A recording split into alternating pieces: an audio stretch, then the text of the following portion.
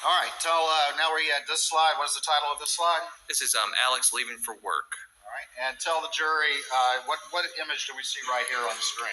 So what you're looking at, this is going to be the property 4147 Moselle Road. This is going to be the main entrance, and you can see underneath the little box is going to be the house. You're going to see on the date, it's going to say June 7th, 2021, and this plot is going to be 120647. Is that what time the Suburban got underway, according to the GM OnStar data? That is correct. It does match up. Moving to this next slide, what does this represent? This next slide is representing his vehicle making a right onto Moselle Road during his drive. All right, what time is that? The time is 12:07:40 p.m. All right, come on down here if you would, just real quick, and explain to the jury this box, and in particular, if there's a little arrow on this box, point that out to them so that they can understand specifically what's being referenced with the blue and white box. So anytime you see a blue box here, it's a little hard to see, but the little kind of triangle down here, that's where it's pointing to on which red dot is referring to. So anytime you see the box, look for that little triangle, and that's going to tell you the area that the vehicle, the latitude, longitude correlates with. All right, I'll have to borrow the stick real quick. So this little blue triangle right there is what we're talking about? That is correct. And it's pointing to that little red dot there, is that right? That's correct. And we're not going to go through all 4,820 dots, but just representative dots of these various trips, is that correct? That is correct. All right. I just want to point out quickly, you might see a couple other data points. That could be for another trip. Sometimes they have the same latitude and longitude, but different times. So you might see a couple different data points, but that's an explanation for that. All right, and then the one that's highlighted, though, is the one that's the information is being referred to right there. Is that correct? That's correct. And right here we see what? We see June 7th, 2021, all right, 12:07 and 40 seconds p.m. All right, thank you.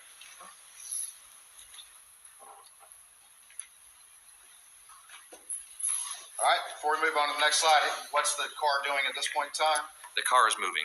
All right, and what location is it? Just generally an orientation to the property? Moselle Road, coming out of that main gate. That driveway? Main driveway. Moving on to the next one, what does this represent? This is 12:07:42, and this is representing, you're going to see a mile per hour is going to be the new line that just showed up. And this is showing 12 miles an hour the vehicle's traveling. Generally on these blue boxes, it's the little arrow at the bottom. Is that kind of in the center bottom in most of these little blue and white boxes? That is correct. All right, and some of the entries have a miles per hour reading. Is that correct? That is correct. And that's being recorded by the vehicle and by GM OnStar? And it's being uploaded to their servers. All right, and so what was the speed of the defendant's vehicle at this time? Approximately 12 miles an hour.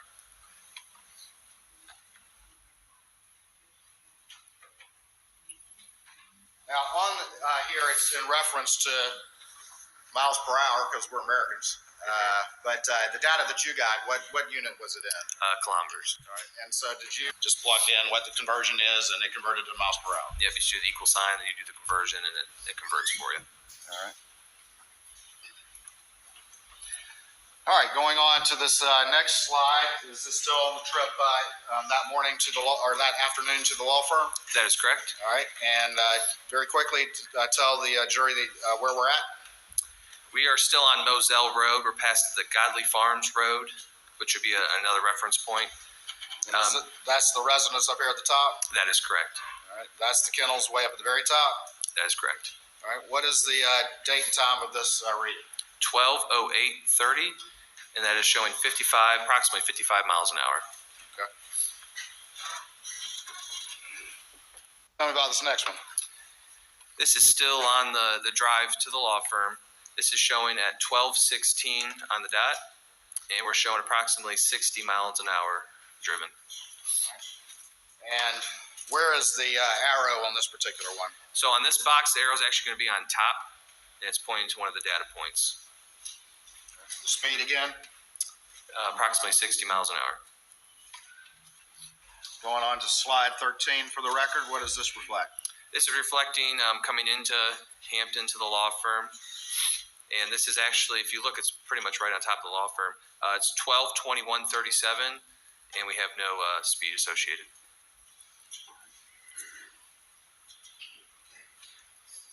All right, and then the next slide, slide 14.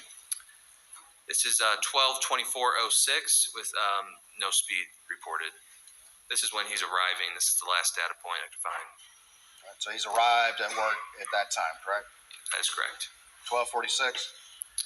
12:24:06. Going to this next slide, explain to the jury what this is, and we're slide 15. So after each drive, we're going to have a slide that's going to show a max speed from all the data sets on Excel. The max speed for his drive from Moselle to the law firm that morning was 12:13:19.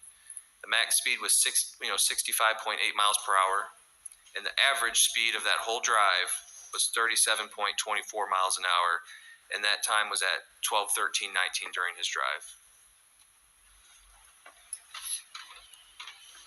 All right, we're moving now to slide 16. Tell the jury what this represents. This one's going to represent Alex leaving work at the law firm, heading to his house. It shows at 6:24:18, and it shows him going 8 miles an hour, just starting to leave. All right, PM PM, and the speed approximately 8 miles an hour.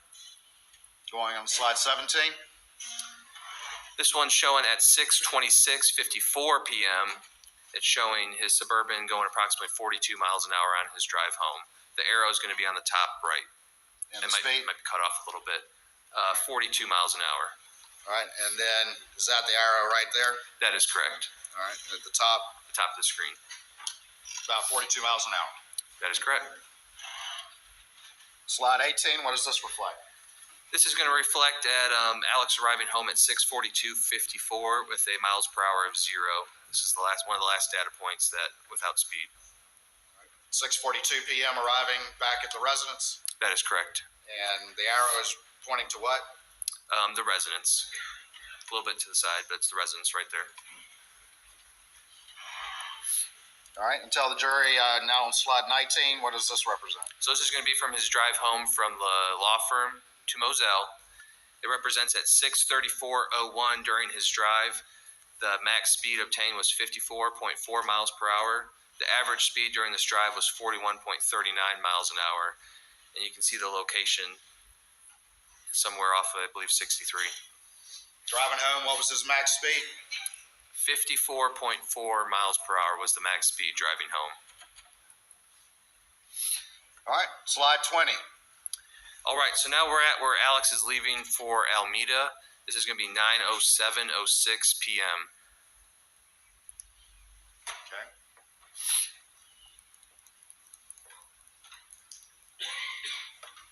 And again, we'll go through the timeline in a bit, but is this generally consistent with some of the telemetry data that Falfosky did? It is Suburban goes underway at what time? 9:07:06 according to this data. Moving on to the next slide. Like previous slides, Where's the Suburban at this point? like previous slides, this is going to be the Suburban pulling out onto Moselle Road, coming right out of the main entrance, going about 15 miles an hour. This is going to be at 9:08:06.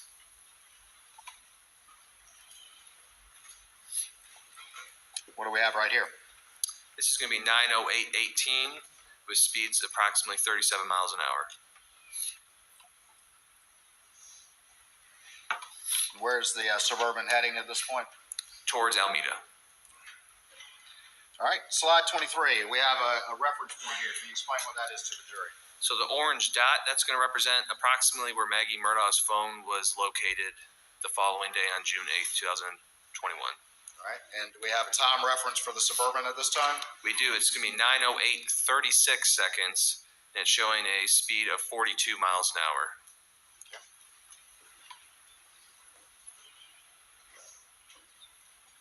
Moving on to the next one. Tell the jury what this is. In the grayish white looking box, you can still see the little circle where it says Maggie Murdaugh's phone location, and right under it's where the pinpoint's going to be. It's going to be 9:08:36, 42 miles an hour.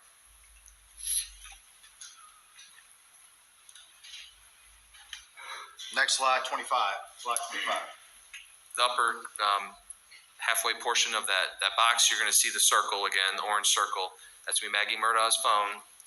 And at 9:08:42, we have the Suburban traveling approximately 45 miles an hour. After passing that location, does the defendant's vehicle start to accelerate? It does. Going to slide 26, tell us what this references. So we also have Maggie Murdaugh's phone location. This is just another data point. There's several throughout the road. This one is showing 908.54, 44 miles an hour. This is going to show you another overview of this data point in location to Maggie Murdaugh's phone. 908.54, 44 miles an hour. Slide 28. This one's further down the road past Godley Farms Road, just for a reference point. This is 909.06, traveling 48.6 miles per hour. Slide 29. This is another data point in reference to where the phone location is. 909.18 p.m., traveling 49 miles per hour. And slide 30. This is going to be another data point at 909.18, traveling approximately 52 miles an hour. Slide 31. This is also going to be another one on Moselle Road, coming up to Dobson Road. It's going to be 909.24 p.m., traveling approximately 52 miles an hour. And then slide 32. This is also going to be another data point on that road, 909.42, traveling approximately 54 miles an hour on Moselle Road. All right, going to slide 33, has our sort of map orientation changed? It has. This is still on the drive to Alameda. I believe this is going to be 63 or Snyder's Highway or Walterboro Highway. This is at 9:13:30 p.m., showing a speed of 68 miles an hour on that drive to Alameda. All right.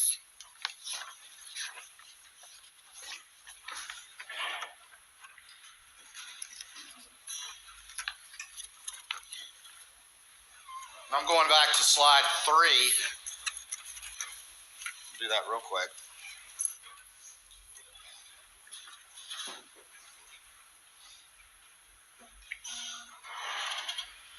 And the slide that we were just seeing when the orientation changes, can you come down real quick and kind of describe generally what we were looking at when we started, and then the where we're at on that slide that we were just about to look at? All right, so where we started on this drive would have been right up here, 4147 Moselle Road. 4147 Moselle Road. This would have been Moselle Road that we just showed all those data points. Would have made a right onto Dobson Road, and then a right onto 63 Snyder's Highway. It's approximately somewhere around here on Snyder's Highway where that data point we just looked at. All right, returning to slide 33. All right. And right there is going to be approximately where the data point is at. Okay. And what's the speed there? 68.7 miles per hour. Going on to slide 34. This is going to be at 9:14:36, showing approximate speed of 69.4 miles per hour. And it's going to be on the top portion. All right, moving on to slide 35. This is going to be at 9:16:48, showing approximately 70 miles an hour. It's going to be the top portion of your screen here, coming into Varnville. All right, and down at the bottom center of the screen, what is that? Right here. That is going to be the Alameda property, and just to reference, this is going to be coming into Varnville. All right here, what do we have on slide 36? This is going to be the Alameda property. You can kind of see it behind the other record part, but it's showing at 9:22:06. The Suburban's pulling, making a left into the Alameda property. Slide 37, what do we see here? First of all, orient the jury as to what the map image reflects, and then describe the data point, please. So the map image is going to reflect, you're going to make a left into the driveway. There's a railroad track, I believe here. It's a curved driveway coming in, and then right here is going to be the house. There's a little carport right here, and then the driveway is this whitish part that you see on your screen. All right, and then up here, generally in the property, we can see a roof and that sort of thing. What generally are those? Those are going to be some outbuildings on the property. The trees are there's a decent amount of trees right here, but there's, I believe, 2 outbuildings right here. This white area right here just above the house, what is that? That's going to be where you would park. It's a paved area in front of the carports. Where do the data points reflect the Suburban going, though, when it arrives? The data points for the Suburban, it looks like it went toward like a little bit into the grass, closer to the wood line over here. And that's going to be at 922.39. Close to the wood line and the outbuildings? That'd be correct. All right, and again, what time is the arrival at Alameda? 922.39. And this is just, so this right here is going to be a better overview without The box. the box. You can see right here is going to be the driveway leading in. And this is where a carport would be, where the vehicles would be parked. And then this is the main house here. Then you have your outbuildings.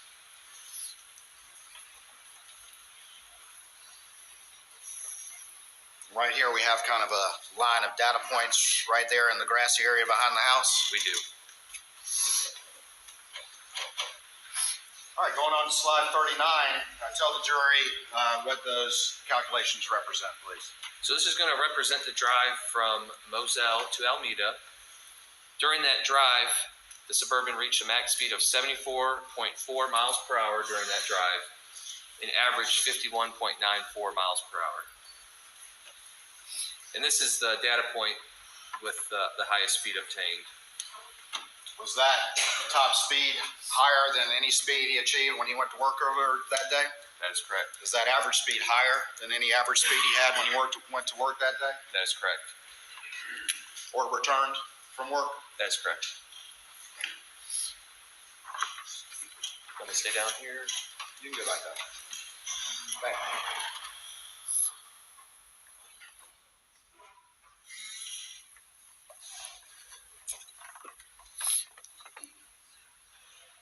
That max speed again is what on the trip to Alameda?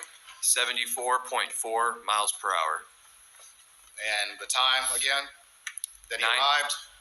At Alameda, Yes. I believe it's going to be 9:20. Let me back up. You go back. We're back up to 9:22.39. So 9:22.39, he reached his max speed at 9:14.13. on June 7th, 2021 at 9:22 p.m. Is it dark? That is correct. All right, we're going on to slide 40. Please tell the jury what this represents. This is going to represent at 9:43.18. This is when we first saw movement. And this would be Alex leaving Alameda en route back to 4147 Moselle Road. It's showing approximately 2 miles an hour. All right, and the time again? 9:43.18. The arrival time that you just testified? That's correct. What was the arrival time that you testified? 9:22. And he's leaving at what time? 9:43. So approximately how long? 20 minutes.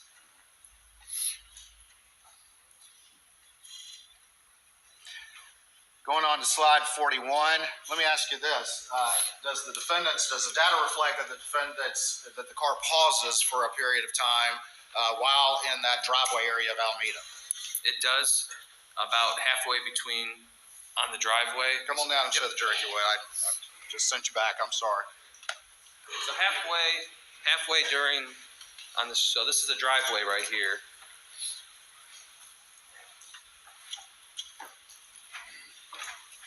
So this is the driveway just for reference. We see what it looks like a data point, I believe, right here.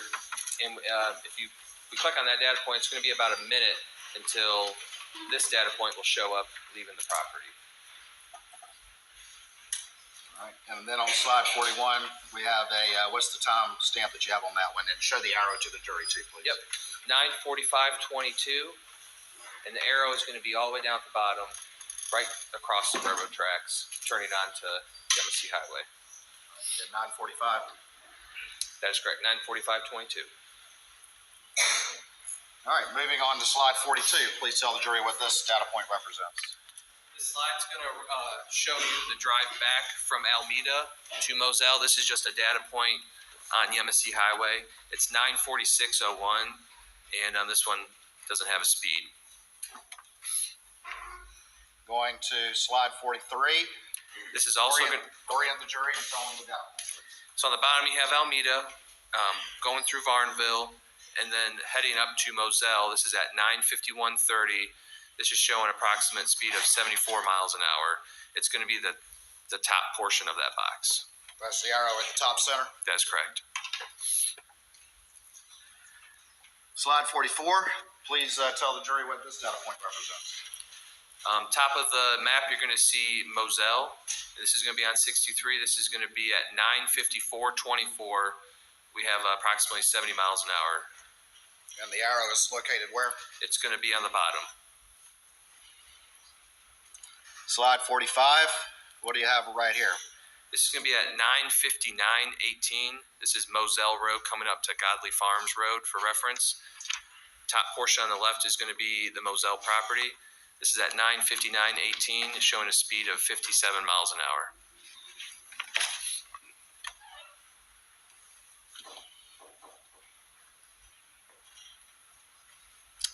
All right, we've moved on to slide 46. Tell me about that one, please. So this is going to be the arrival into Moselle. This is showing 10 o'clock on the dot, showing 7 miles an hour, making a left into the main driveway. 10 o'clock on the dot. That is correct. And slide 47. This is about 30 seconds later. This is 10 o'clock. This is about halfway down the driveway of the main house, showing 22 miles an hour. All right, slide 48. Tell the jury about the calculations reflected on this slide. So this is going to be from his drive back from Alameda to Moselle Road. The max speed that was obtained during that drive was at 9:51:43 seconds, was 80 miles an hour. The average speed was 46.52 miles an hour during that drive. Is that average speed going to also, though, include that minute where the car paused at the driveway in Alameda? That's correct. The top speed was what? 80.16 miles an hour. And at this time period, would it have been dark outside? It would. Let me ask you this. You're a law enforcement officer that works in this area of the state, correct? That is correct. And have you, during the course of your law enforcement career, have to respond to emergencies or call for services and that sort of thing? That is correct. All right. And this particular road that we've been talking about, these roads, have they recently been paved? They have. And was that after the murders occurred on June 7th, 2021? They were. Or were you familiar with the condition of the roads and what they were like on that route prior to them being repaved? I am. All right. And tell the jury what running code is. If you have an emergency or a call for service, an emergency, what is running code? Running code is where you activate your blue lights and siren, and you go above the posted speed limit at a safe fashion to get to your arrival in a safe manner. That's when the cops turn on the lights and they're heading to the scene. Yep, blue lights and sirens. All right. And you're traveling as fast as you possibly can and still be reasonably safe. Is that correct? That is correct. And have you had call prior to this road being paved to run code down that road? That is correct. All right. Would you at night, or did you ever at night, on the roads as they existed at the time of June 7th, 2021, run in code with your lights on, run 80 miles an hour down that road? I would not, no. And why not? Tell the jury why not. Due to the time of night, the heavy deer population out there, as everyone could probably see, I mean, deer will run out all the time, and especially with all your lights, it attracts the deer. So it's actually worse having your blue lights on sometimes. The deer actually are kind of attracted to that light. And then also the road conditions, the road was, was a lot of potholes. And was the defendant's top speeds on both the trip to and from Alameda in excess of any max speed in his trips previous in the day? That'd be correct. Posted speed limit is 55 on 63.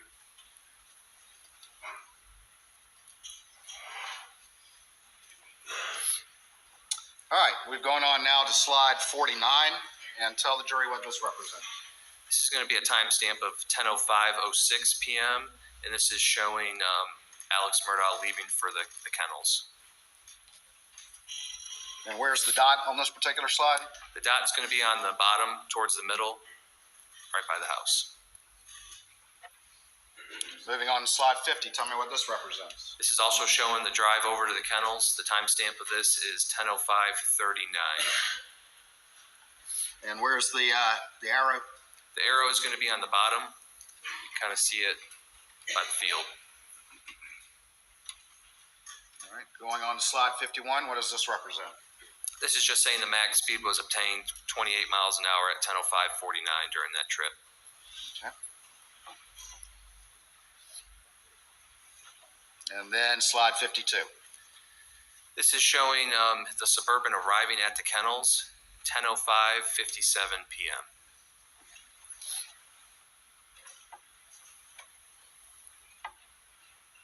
Backing up still on slide 52, can you remind the jury, and we'll talk more about this with the timeline in a minute, but generally what time was the 911 call?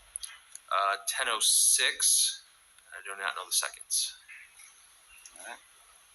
And to your recollection, during the 911 call, did the defendant say he was returning back to the residence during that 911 call? He did. All right, and so we're on slide 53. What does this reflect? This would be him heading back to the house around 10:11:54. All right, slide 54. This is just also showing him driving back to the house at 10:12:18 p.m.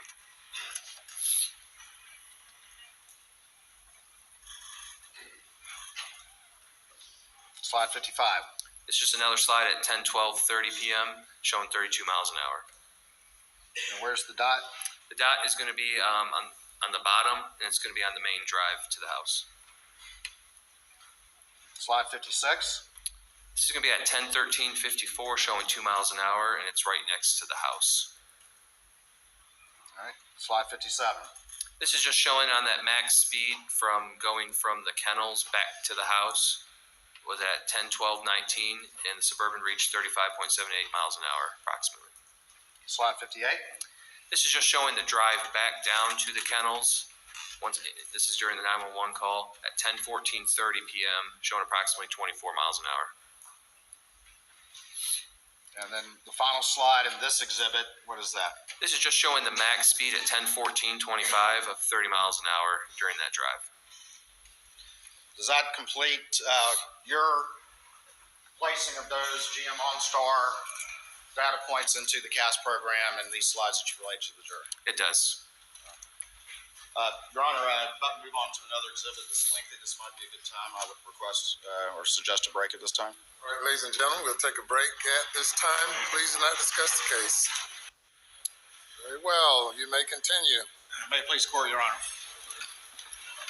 All right, Special Agent Rudolsky, we just finished with the GM OnStar data. That was 524. And again, just to remind the jury, you prepared two timelines. One is 520, which is the big one, correct? That is correct. With a more expansive timeline relevant to June 7th, correct? That's correct. And surrounding days, correct? And then this one, which is 519, which is a condensed version of this that focuses just on the hours, the evening hours of the day of the murders, correct? That is correct. All right. At this time, I'm going to publish 519 to the jury, and let's discuss it.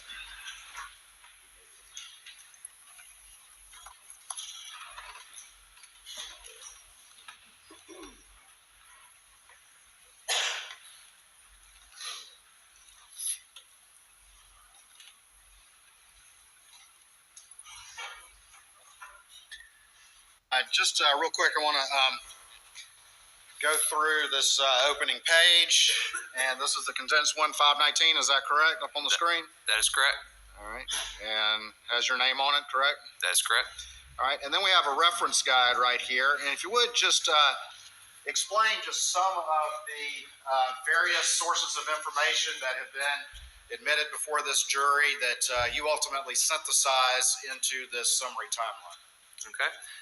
What we have here is we're going to have cell bright extraction report. It's going to be for Paul Murdaugh, which as you go through this timeline, PM is going to refer to Paul Murdaugh.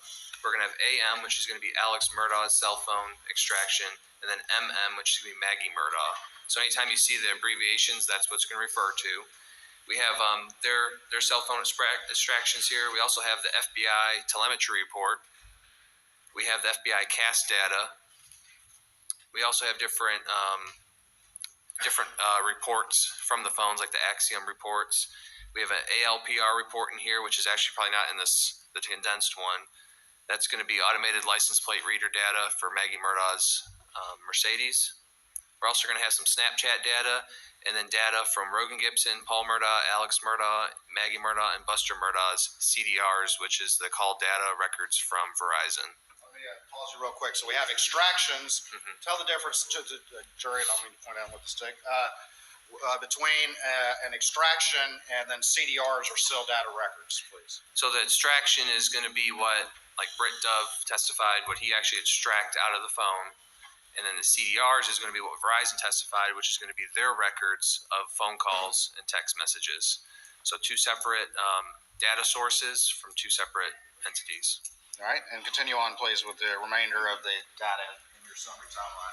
We have referenced here a couple different like Knowledge C database. That's kind of like the Axiom database. It's just another database that was, records were provided to me from.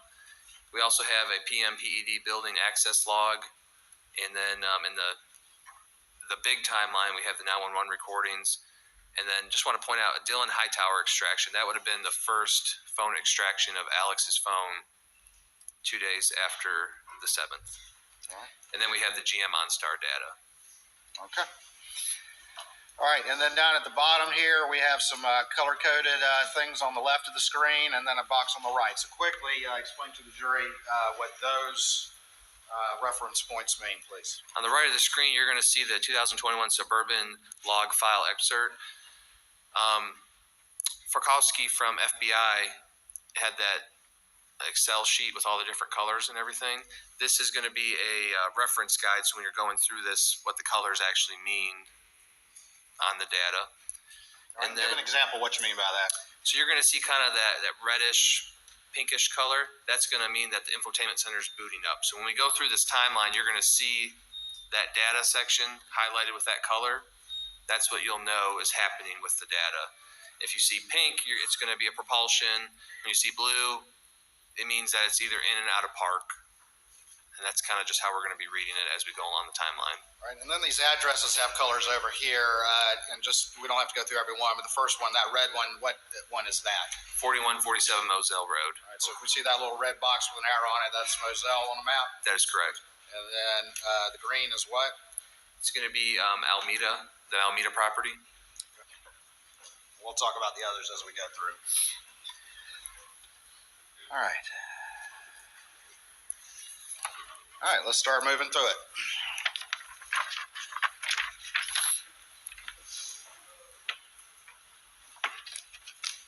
Just give me 1 second.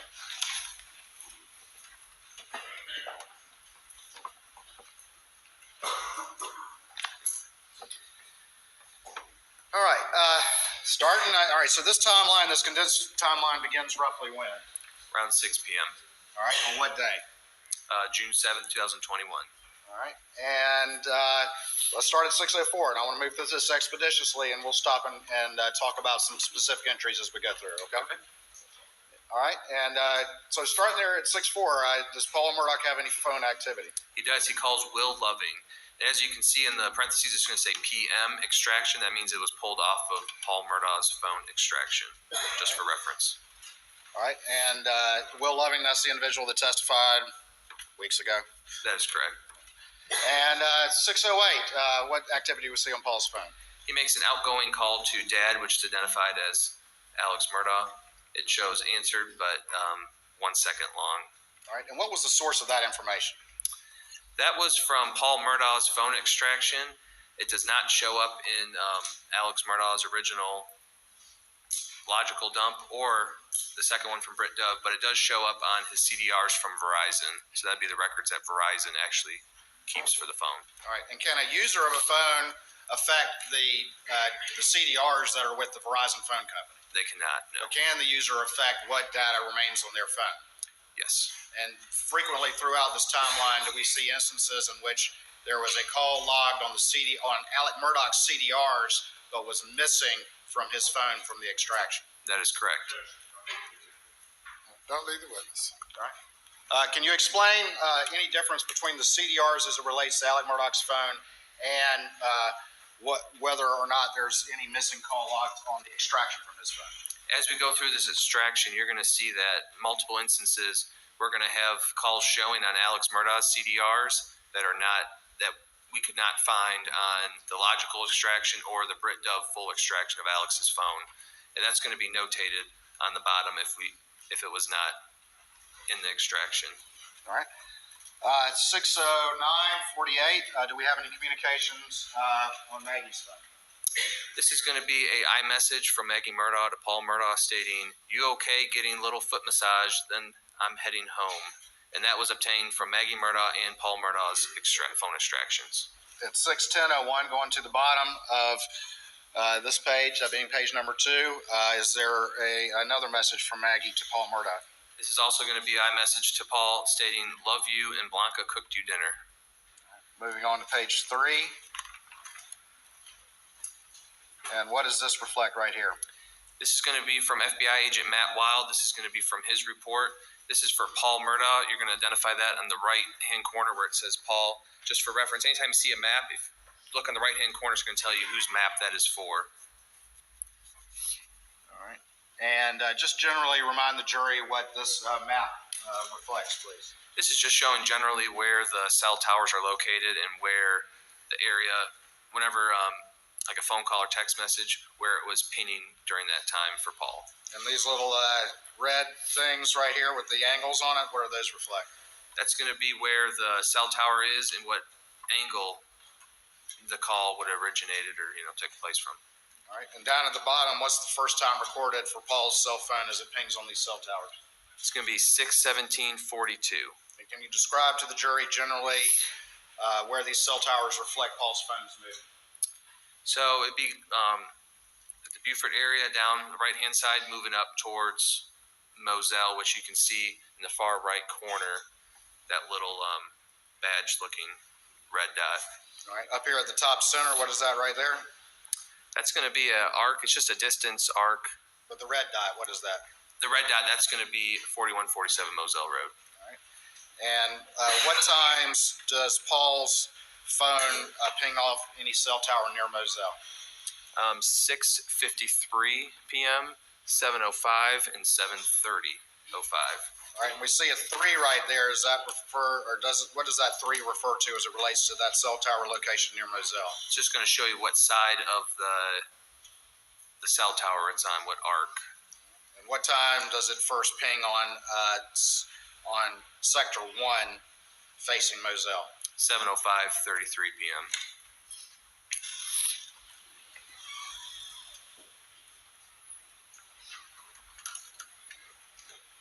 All right, moving to continue on page 3.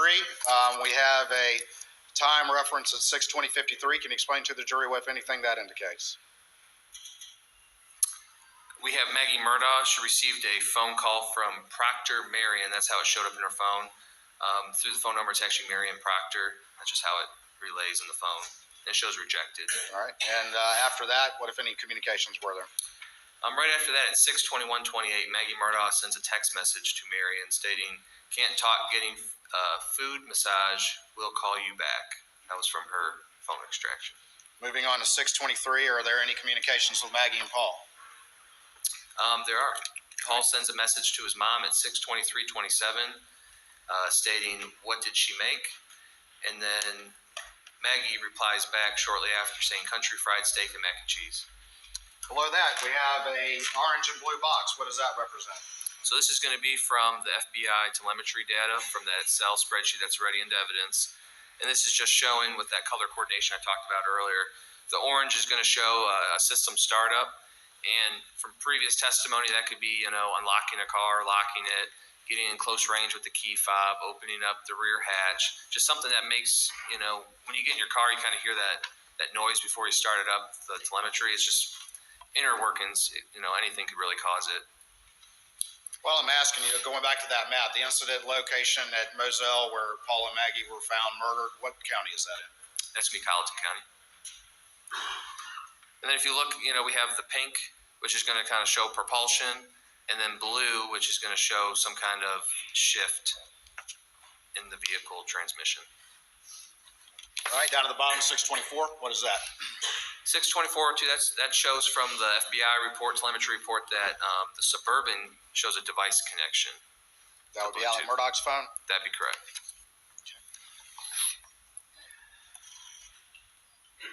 Moving on to 6:24 p.m. Is there any data points as it relates to the defendant's Suburban? It is. We have one at 62418 around the PMPED law firm. All right, and what time is that? 6:24. 62418, correct. All right, and that map there, is that a data point from the CAS data that you just explained to the jury? That is correct.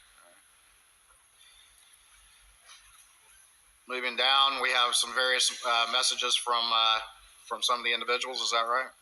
We do. We have Alex Murdaugh receiving a phone call from Jay Parker at 625. 627, Paul is sending a message to Britt saying maybe Saturday. He calls Robert Boyle shortly after. And then at 8:38 p.m., Rogan calls Marianne Dempsey. And to your recollection, what is Marianne Dempsey to Rogan at this period of time? I believe it's girlfriend currently at the time. All right, moving on to page 5. What does this map represent? Who is this from, this map? This is going to be from Matt Wild from the FBI. This is directly from his report. And what phone does this map reflect? Top right, it's going to say Alex Murdaugh with associated cell phone. All right, and then there's a box below that. Explain to the jury again what that box represents. So the box below that's going to represent all the times that the pings were logged that Matt Wild actually put in the report. And then the black circle with the angle in the middle, what is that? That's going to show you the cell tower and then the kind of angle that the calls or texts would have been in. And what property is in the sector of that cell tower? 4147 Moselle Road. It's identified by that red badge-looking dot. All right. On here, this box with the times, those are times of what again? This would have been times of activity that would send to a cell tower that they would have data on. In the 6 o'clock hour, what is the latest time period that you see Al Murdaugh's phone reflecting activity? 6:52 p.m. And then after that, what's the next time period that you see reflecting activity? The next time showing on the map is going to be 9:04:24 p.m. Does the defendant's cell phone reflect any activity between 6:52 and 9:04? Between 6:52 and 9:04, there is no activity reflected. At least on the cell pinging. That is correct.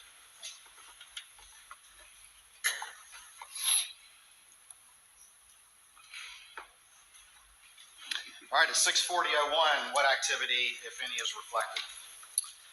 Paul calls, and it's going to show up as PA in the extraction, which is Alex Murdaugh based on the phone number.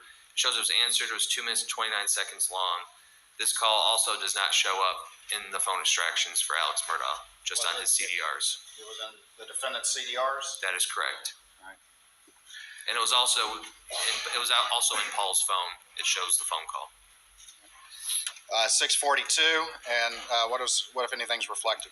We have a Suburban device connection to iPhone from the FBI report at 6:42:48, and at 6:42:54, we show the Suburban arrives at 4147 Moselle Road based on the GM OnStar data. All right, and going on to page 6, is that your CAS map reflecting that data point you just described? That is correct. It's going to be the 6:42:54 data point. And what happens at that moment? That's when Alex Murdaugh is going to arrive back from the PMPED law firm from work that day.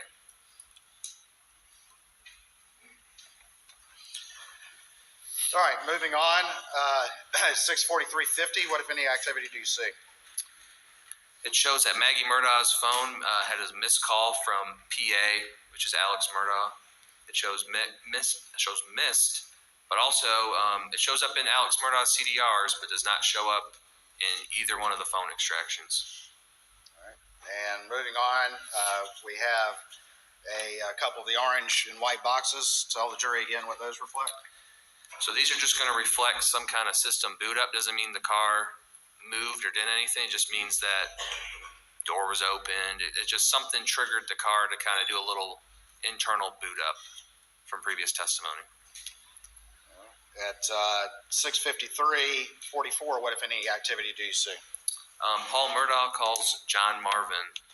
It shows 1 minute and 42 seconds long, and that's based off of Paul's phone extraction. So your understanding, when you see those times of the call lengths, does that also include connection time as well? It does. Based on previous testimony from Verizon, that could include how long it takes to to get the actual network connected. All right. And then at the 7 o'clock hour, what if any communications are on Paul's phone? So Paul sends a text message to Claude CB Rowe saying, "Are you coming tomorrow?" And then shortly after, he sends another text saying, "Sunflowers died. We need to plow them under ASAP." And that was based off his phone extraction. Moving on now to page 7. Do we have some activity at 7:02:29? We do. Maggie Murdaugh calls Alex Murdaugh. It shows 2 seconds, and this also does not show on Alex Murdaugh's extraction. It shows on the CDRs, and it also shows on Maggie's phone that Maggie called Alex, but does not show on Alex's phone that call was there. Missing from his phone, though, correct? That is correct. All right. Missing in the call log of the phone. All right, 7:03 to 7:11. What, if anything, is reflected on Alex's phone? His phone's showing approximately 165 steps taken during that time frame. And then what happens at 7:04? 7:04, through the catch data database, it shows that Paul Murdaugh is at the residence of 4147 Moselle Road. Does Maggie's phone reflect any activity as we move on to the 7:04 time period? Her phone showed that between 7:04 and 8:17, her phone was showed a Bluetooth connection to MBUX 95224, which is her Mercedes-Benz. And so anytime we see MBUX 95224, what, if anything, does that represent? That's going to reflect her Mercedes-Benz. MB for Mercedes-Benz? That is correct. All right. Moving on, at 7:05, does Maggie call anyone?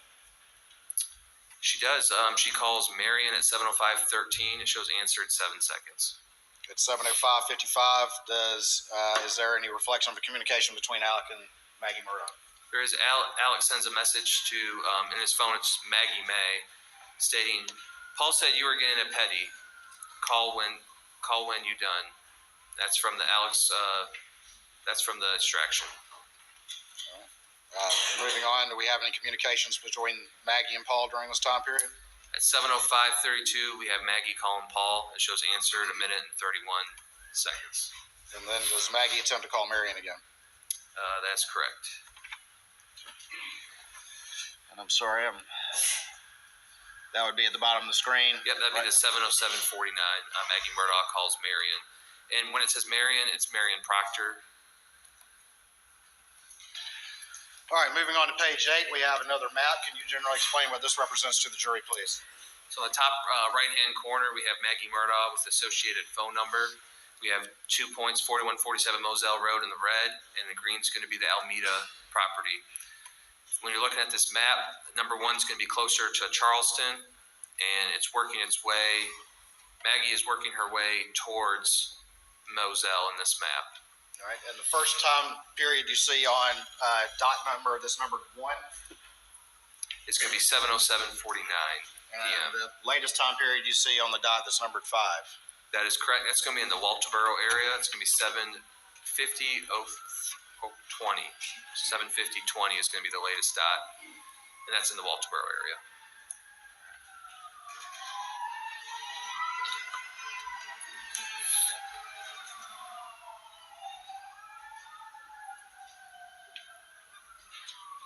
All right, moving on, looking down at 7:09:43, what, if any, activity do we see on Maggie's phone? Maggie calls her mom. It shows answered 8 minutes and 17 seconds long. Would that be Ms. Brandstetter? That is correct. We have an orange box. Tell the jury that quickly, please.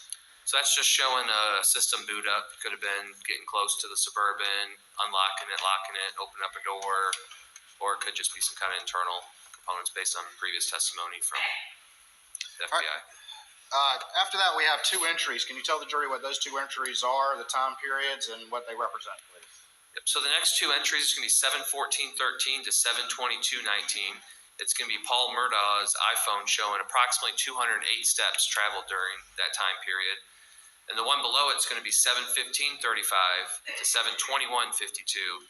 This is going to be from Alex's phone, showing that approximately 200 steps were taken during that time frame. So we have 208 steps taken from Paul during his time frame, and then Alex is around 200 steps traveled. And both those time periods for those steps for Alec and Paul, are those generally roughly the same? Generally the same. Consistent? That's correct. 7/18/44, what if any activity do you see?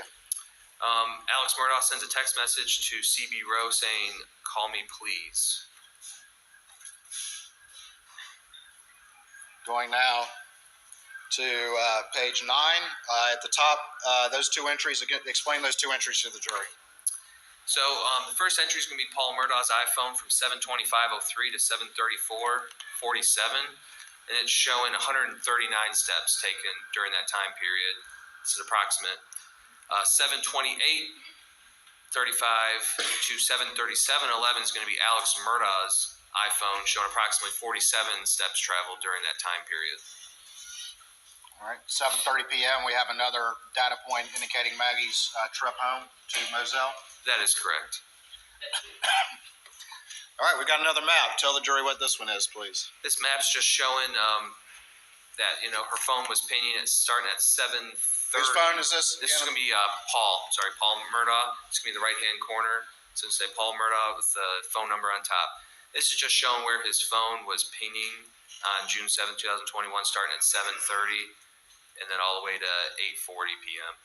All right, we see two cell towers there and then some arcs. Where do those arcs intersect? The arcs intersect close to the property at Moselle Road. And if you would, just tell the jury the earliest time that's reflected here and the latest time that's reflected here. The earliest time reflected is going to be 7:30:05, and the latest time reflected is going to be 7:40:21 p.m. on June 7, 2021. So Paul's phone is at the Moselle location according to this data. That is correct. All right.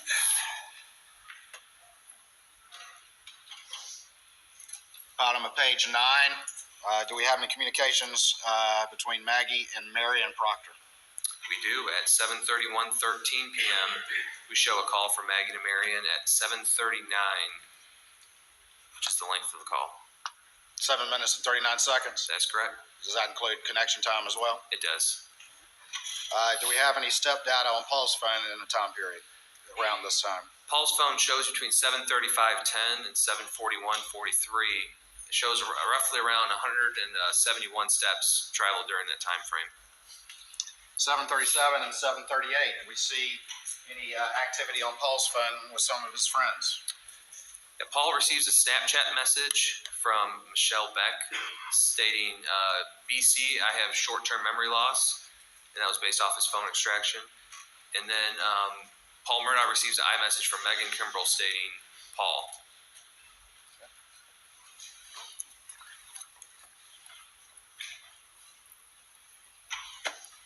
All right, moving now to page 10. Going to 7:39:55. Can you tell the jury what that data point reflects on your summary timeline? So from earlier testimony, you've seen this this video. This is just a thumbnail picture, and this is when it's showing it was created in Paul Murdaugh's phone. And we have a little screenshot of the creation time. It's going to show 7:39:55 is when this thumbnail was created in Paul's phone. And remind the jury what video that is. Let's say we got a thumbnail there, but Yep. what video is that? This is going to be that Snapchat video that was sent to a few friends of the tree. You have Alex Murdaugh on the tree that's leaning over. All right, and again, this is when that video, at least the timestamp, was its creation. That's correct, based on previous testimony, yes. All right. 7:41 to 7:48. What, if anything, is reflected on Alex's phone? We show that 29 steps were traveled on his phone, approximately between 7:41 and 7:48.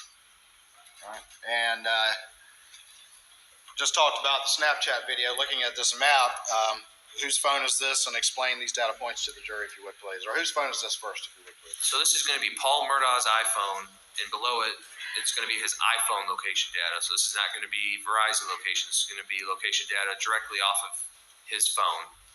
So this is GPS data that's more specific. That is correct.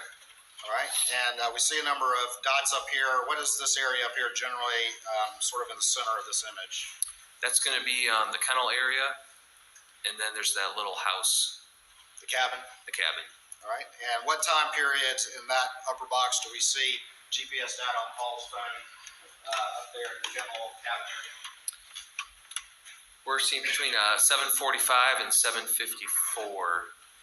is location data for that area. 754, 756. 7:56. Sorry, it's RC. And then we have two data points at the bottom. Is that where is generally that on the property? That's going to be what previous testimony talked about, like a dove field. It's going to be past the main house, closer to the Godley Farm roadside, and that's going to be a data point at 8 and 42 seconds and 8 and 44 seconds. 8 p.m. That's correct. 8 p.m. June 7th. Oh, darn it.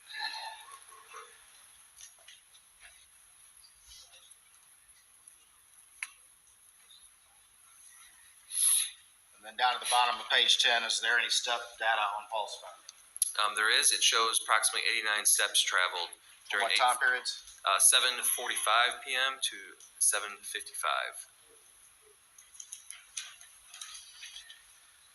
Moving on to page 11, we have a map. Tell the jury whose phone that is and what that data point is, please. So this is going to be Maggie Murdaugh's phone. This is going to be Verizon location data.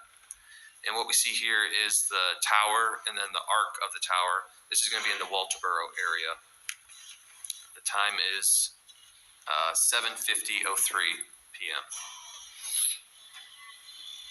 All right, and moving now, we're starting to see some references, and there's a little battery symbol on the side. What does that represent? So that's going to represent battery life. So right here, this is going to be at 7:52:28. It's going to show Paul Murdaugh's iPhone battery at 7%.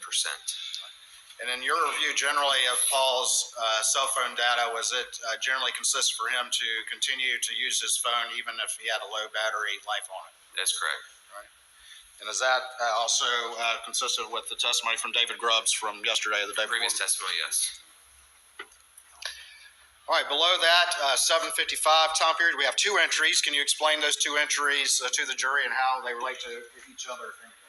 So 7:55:44 to 8:05:28, we have Paul Murdaugh's iPhone showing approximately 262 steps traveled. And a close time frame from 7:55:32 to 8:05:07, we show Alex's iPhone traveling approximately 270 steps during that time period. And then at 7:56, what is reflected as it relates to that Snapchat video? This is when the Snapchat video referencing Alex Murdaugh would have been sent through Paul's Snapchat account to his friends, based on previous testimony. And it was created, you already testified to this, but it was created when? I believe 7:39:55. And it was sent out to his friends when? At 7:56 p.m.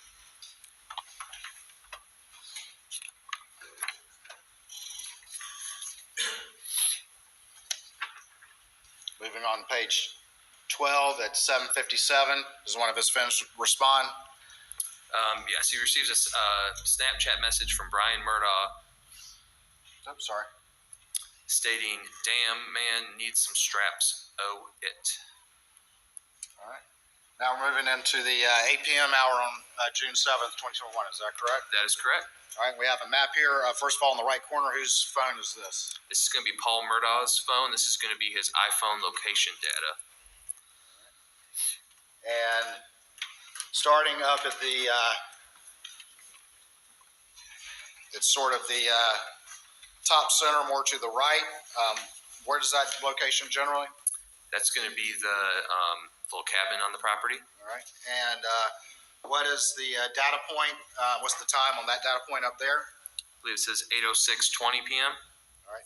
And then we see the dots sort of moving down. And in what direction are they generally moving? That's moving towards the main house on the property. All right. And then down at the bottom of the screen, at what time do we see that data point stop at the main residence? 8:14.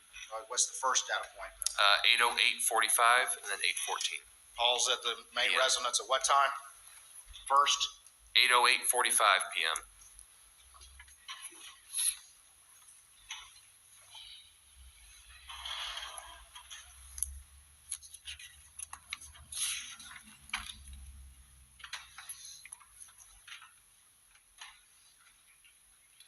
All right, and just on page 13, we have some earlier data points. Is this map kind of out of order just a little bit? It is. So this is just going to be earlier data points at 8:05:14 and 8:04:45, just showing some location data from his iPhone. So that one should have gone before this one. The one at the bottom of page 12, That's correct. which reflects Paul again getting back to the main residence at what time? 8:08:45 p.m. Looking below, again on page 13, do we see two entries for Paul and Alex's phone? And if so, please explain to the jury what they are. So for Alex's phone, we show between 8:05 and 8:09 that his phone approximately took 54 steps traveled during that time period. And then for Paul, we show 8:05:46 to 8:15:24. We show approximately 303 steps traveled during that time period.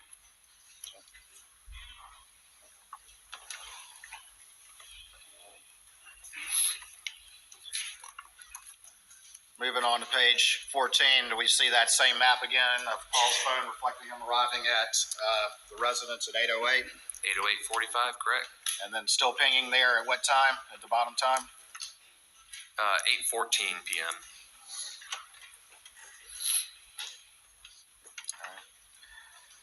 Again, at 8:07, what, if anything, do we see?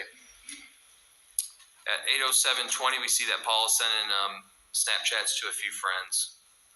That's based off his Snapchat records. All right, the next entry is in purple, and then there's kind of a line going from that. Explain what that purple reference, that time period references, and then the line that travels down the side of your timeline. Explain to the jury what that's going to represent generally to the various phones as we go forward. As we go forward, anytime you see purple, that's going to represent Maggie Murdaugh's phone.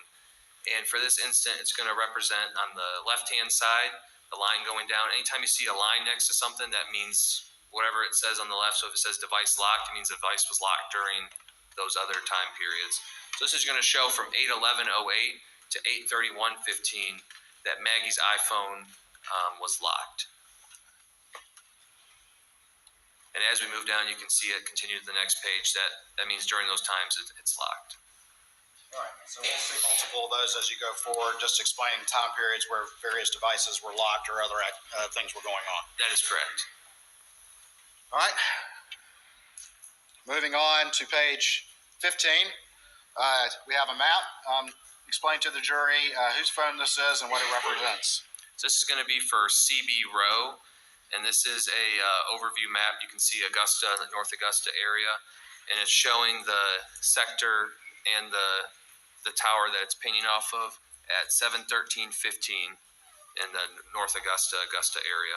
You say 7:13 or 8:13? I'm sorry, 8:13:15. All right. So CB Rowe's phone is pinging over here, way over here in Augusta. Is that right? That is correct.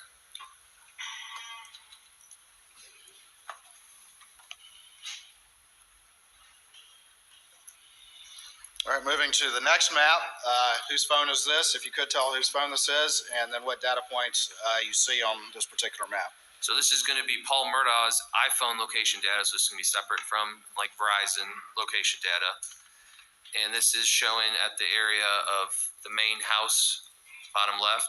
And the data starts at 8:14 and goes all the way to 8:35:07. 8:35. Paul's phone is located where? At the main house, 4147 Moselle Road.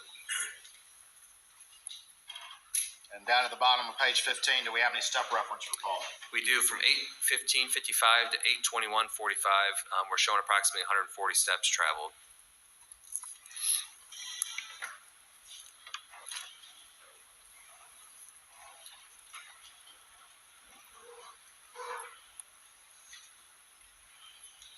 Paul arrived back at the residence about 8:08, you testified, is that correct?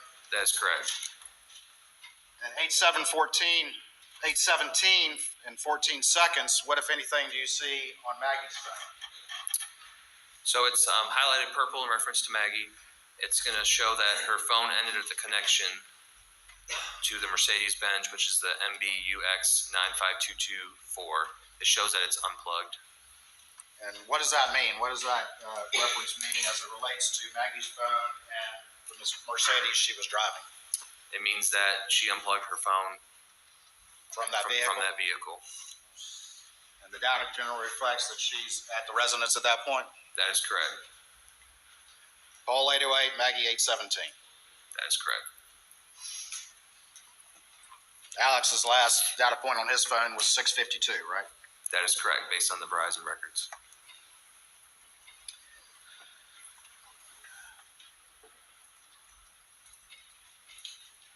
We have at 8:17:44 p.m. Do we have a battery reference for Paul? We do. It shows that his iPhone was at 4% battery life at that time. As we continue forward, do we see Paul continue to use this phone? We do. At 8:17 to 8:18, what, if anything, do we see on Maggie's phone? We're showing approximately 38 steps taken during that time frame. Right. And that would be after her phone disconnects from the Mercedes? That's correct. 8:19 p.m., what do we see on Paul's phone? We see that he connects to a PRTC Wi-Fi and that he receives a Snapchat message from Ansley Wilson stating he got the magic touch. He also sends another outgoing text message or Snapchat message. Now, PRTC, his phone connects to PRTC. What is PRTC? So PRTC is going to be the local internet telephone provider for this area. So it's just showing a Wi-Fi connection. And was PRTC, to your knowledge, providing services to Moselle Road? They were providing services to the main house and then the cabin. All right, going below that, we have a series of communications. And whose communications are these going sort of back and forth, a series of communications? This is going to be Paul Murdaugh's series of communications. And I'm not going to read each one or have you read each one, but are these generally communications going back and forth with his friends? That is correct.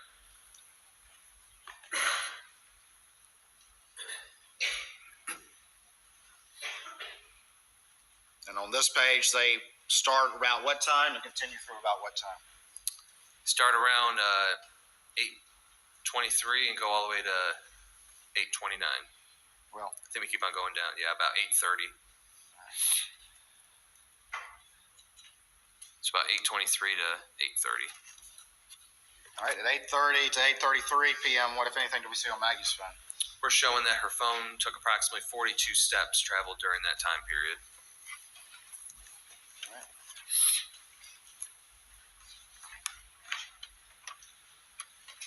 And that starts at what time that Maggie's phone starts reflecting steps?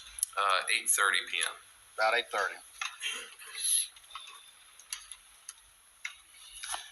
Going on to the next page, page 17.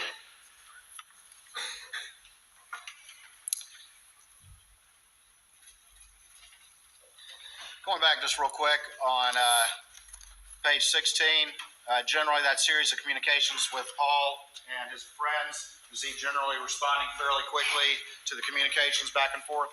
He is either, it's their Snapchat and iMessages. He's responding and using those two applications very frequently.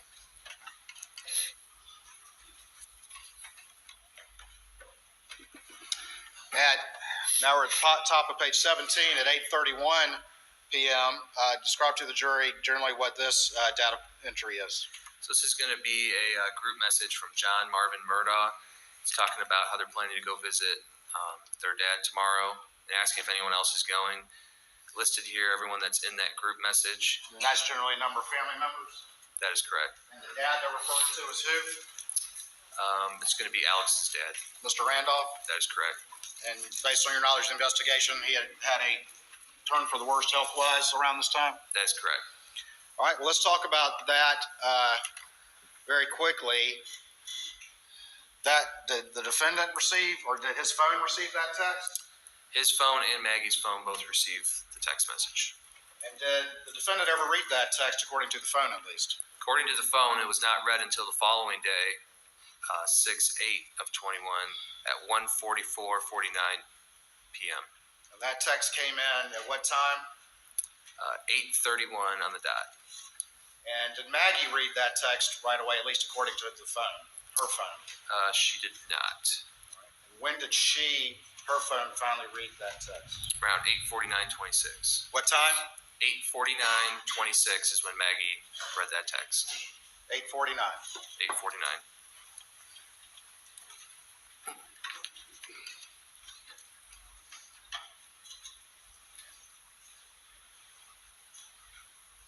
At 8:31, what, if any, entry do we see? So at 8:31:15, Maggie Murdaugh's phone unlocks and does orientation changes. And then at 8:31:18 to 8:49:26, we show that her phone was locked. At 8:31, there's an orientation change. Does the data reflect that her phone was unlocked at that period of time? That is correct. All right. And then what happens after that at 8:31 and 18 seconds? Her device is locked until 8:49:26. 8:49:26, is that correct? 8:49:26. All right.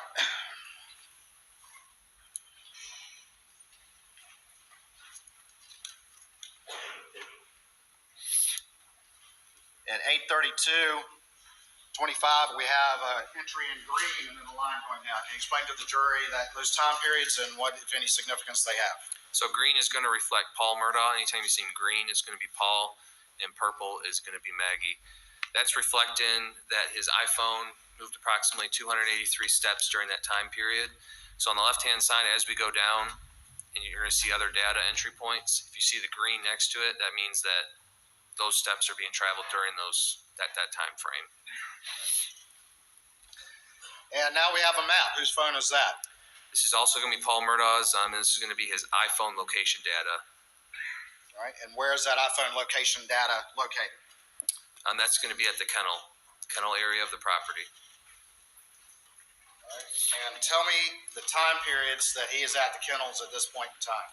At this point in time, he's at the kennels at 8:38:07 p.m., 8:44:53, 8:44:55, and 8:44:56.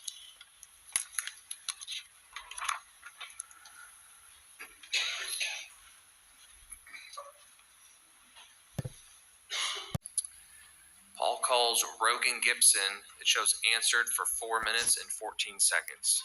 Starting at what time? 8:40:20. If you have about a 4-minute call, what time does that end? 8:44.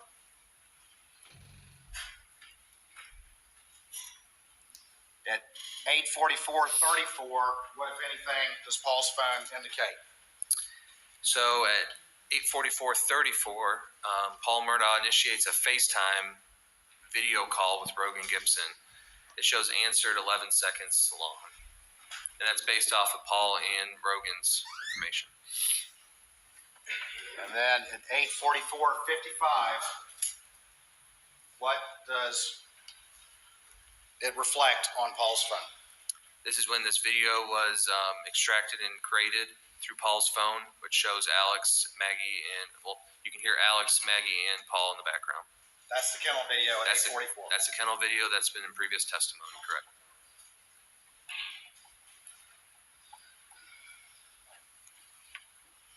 Following below that, at 8:47 and 8:48, does Paul continue to communicate with his phone? He does. He uses the iMessage feature in his phone to send a couple messages to Megan Kimbrell. And it looks like it's based off of movie recommendations. Are those communications for 10 minutes or just for a couple of minutes or a minute or so? A couple minute or so.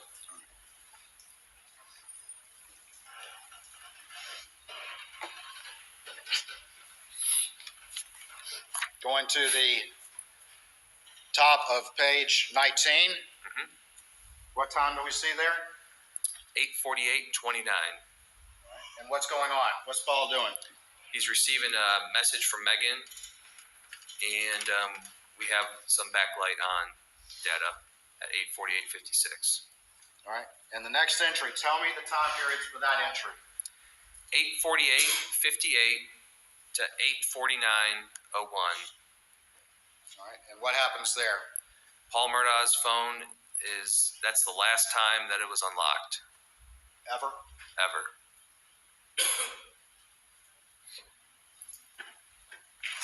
$849.01.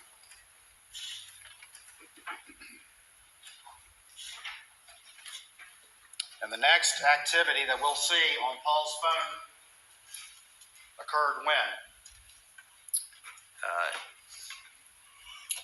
We have a backlight off from 8:49 to Going back to 8:48 to 8:49:01, you said that was when Paul's phone was last unlocked? That is correct. And continue on with that data entry, what does it indicate? What's the next time ever that Paul's phone shows any activity? 10:18. That's when. And the 8:48 to 8:49 p.m.? Oh, I'm sorry. Next activity notification is going to be the Rogan Gibson call at 9:58:35. That's the next time that any activity or notification shows up on his phone.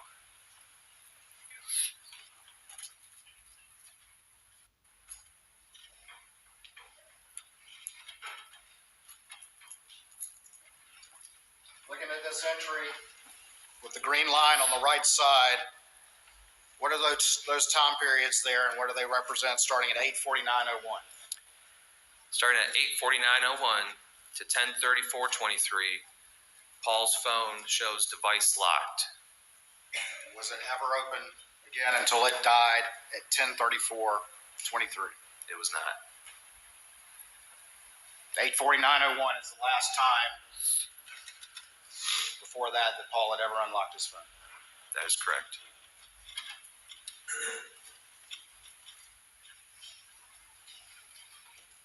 Just a few seconds later, does Maggie's phone reflect any activity? It does. 8:49:26, so approximately 26 seconds later, her phone unlocks for a text message notification, and it implements an orientation change. And was that text message about Mr. Randolph that you earlier referred to? That is correct, that group message. I believe it was in response to Lynn. And at 8:49:31, here in red, what happens to Maggie's phone? Just seconds later. Maggie Murdaugh's phone locks forever. Forever. Until when? Until it's recovered the next day at 1:10 p.m. On June 8th. On June 8th by law enforcement. Do both Maggie and Paul's phone lock forever around 8:49? They do.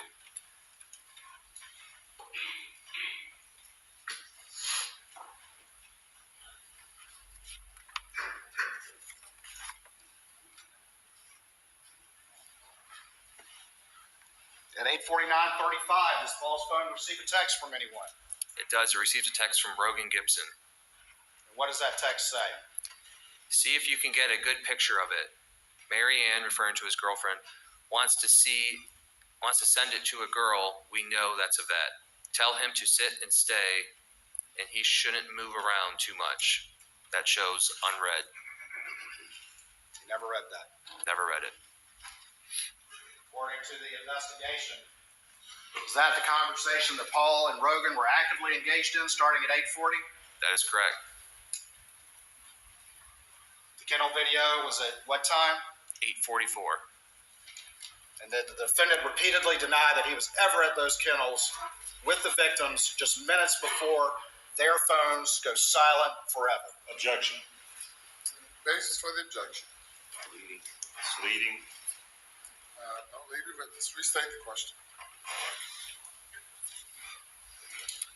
Did the defendant repeatedly deny ever being at the kennels at that Yes. time period? Yes, he did. Various interviews with law enforcement. What time was that kennel video? 8:44. And what time did Paul and Maggie's phones go silent forever? Objection is overruled. 8:49 is when their phones went silent forever.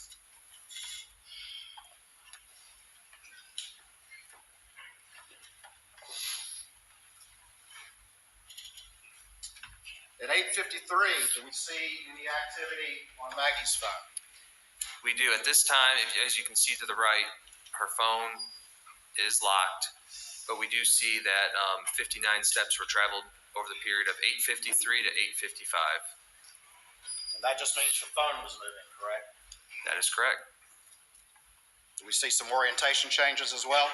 We do between 8:53:08 and 8:55:32. We see various orientation changes, which would indicate that someone has the phone based on previous testimony.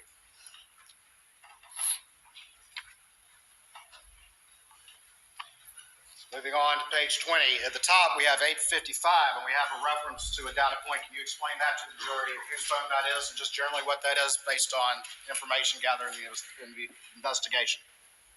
8:55:48. 8:55:48, yes, sir. That's just a internal application running in the background for Maggie Murdaugh's phone. It's just the iPhones will take a random snapshot of what's going on in the phone. So that's just reflecting that there was some, behind the scenes stuff happening in her phone. It's not saying that someone was actively using it.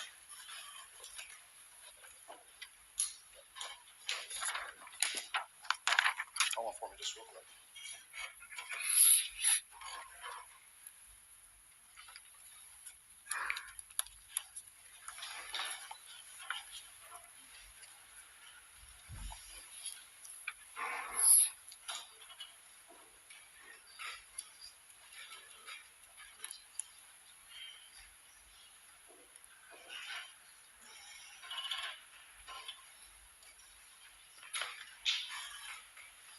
Right here at the bottom of page 13, we have a reference to step data on Alex's phone. That's correct. And what are those time periods? 8:05:35 to 8:09:52. It's showing 54 steps traveled. All right. Turning to page 20.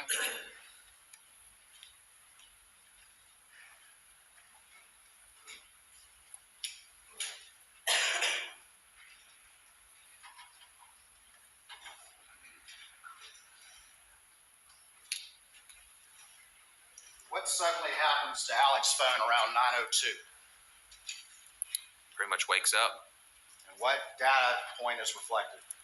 From 9:02:18 p.m. to 9:06:47, it shows 283 steps traveled. And how long? How many minutes, roughly? 5 minutes. 5-6 minutes. I'm going to show you what's been marked as Exhibit 521 to your testimony and see if you recognize that. I do. And tell me what that is, please. This is going to be a PACE spreadsheet for Paul Murdaugh, Maggie Murdaugh, and Alex Murdaugh that I created. Your Honor, this time I would offer States 521 into evidence. No objection. Admit it.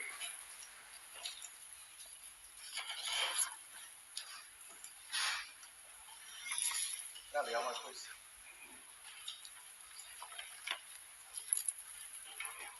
And General, if I could have the screen.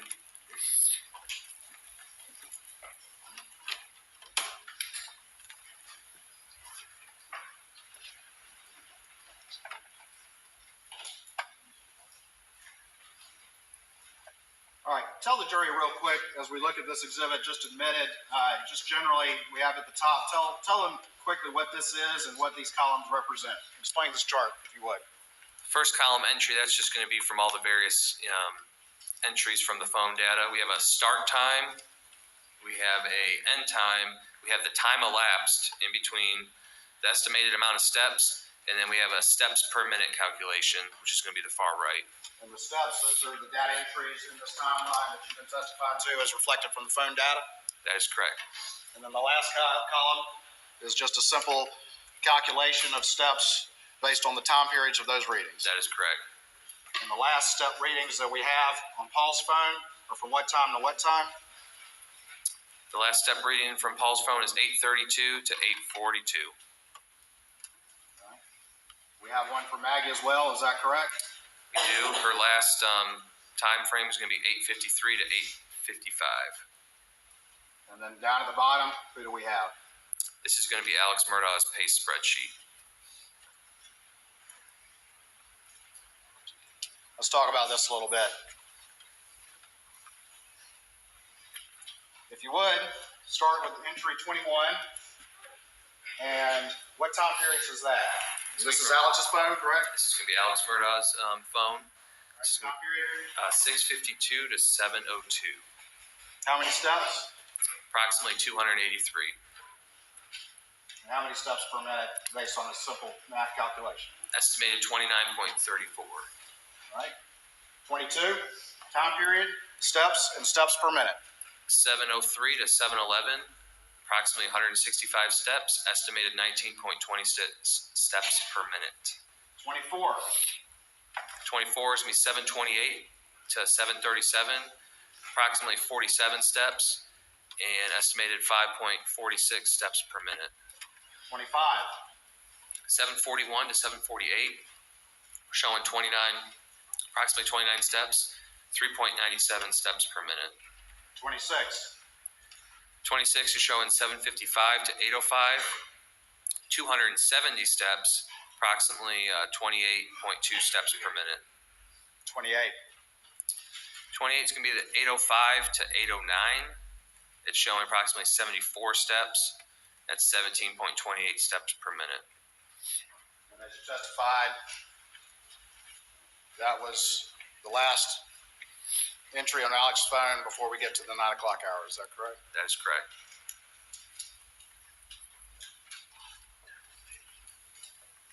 And what time was the video again? 8:44 p.m. Let's talk about 27. What's the time period there? Time period is going to be 9:02 to 9:06. How many steps? 283 steps. 70.75 steps per minute estimated. He was a busy guy right then, wasn't he? It appears.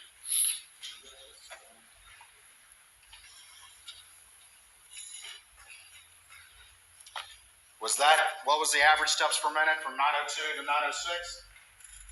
70.75.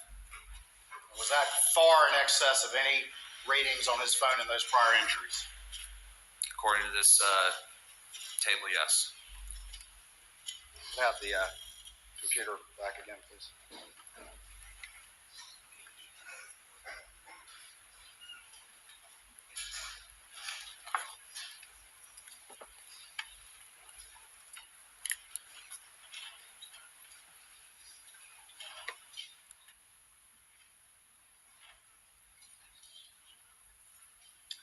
We have a map here on Paul's phone. Tell me very quickly what that represents. We do. This is going to be based off of Verizon records for Paul Murdaugh, and it's showing 9:03:22 and 9:03:30, just showing what cell towers it was pinging off of.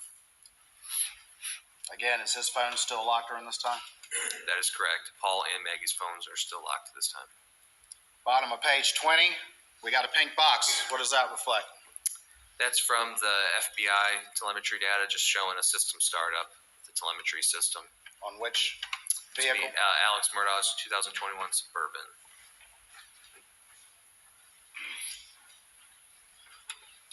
Is there a CDR reference to Marianne Dempsey attempting to call Paul? There is Marianne Dempsey again is who? Rogan Gibson's girlfriend at the time.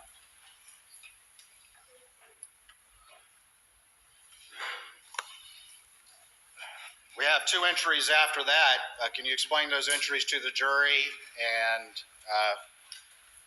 tell the jury what those are, please? Yep. So at 9:03:52 to 9:04:23, Maggie Murdaugh's iPhone backlight is on. At 9:04:23, Alex Murdaugh calls Maggie Murdaugh, shows 18 seconds in his CDRs. This does not show on that Dylan Hightower first extraction or the second extraction. And it also shows missed on Maggie's phone extraction. That one's missing from Alex's phone, correct? That is correct. In the call log, it is missing.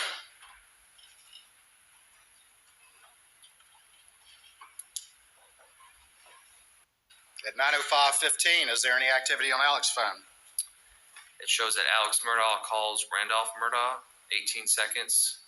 Does not show on Dylan Hightower extraction or the second extraction, just on the CDRs. We have a pinkish box. What does that represent? pinkish box is going to represent that system startup for the telemetry data for the 21 Suburban. At 9:06:12, what happens? Between 9:06:12 and 9:06:20, Maggie Murdaugh's phone implements orientation change from portrait to orientation sideways. That starts at 9:06:12. Yes, and it goes to 9:06:20.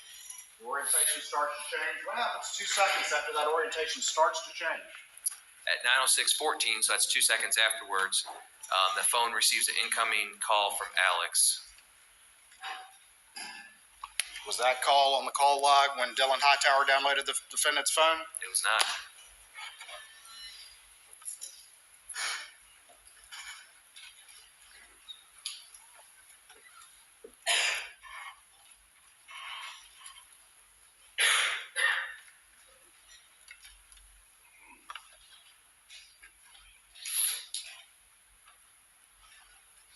.906:14 and 9:06:15. Are those referencing that missed call that showed up on Maggie's phone? That is correct. And 9:06:20, we're still seeing an orientation change. Yep, that's when the orientation ended.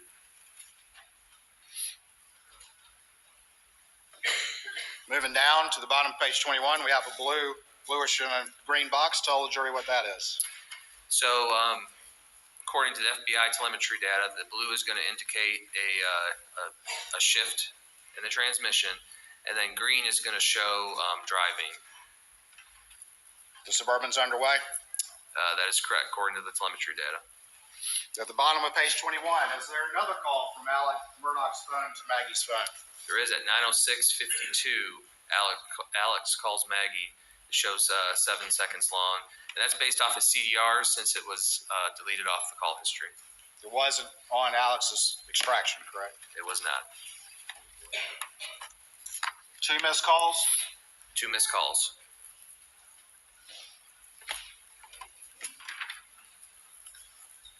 Moving to page 22, at the top, what, if anything, does Alex Murdaugh's phone show in relation to the Suburban?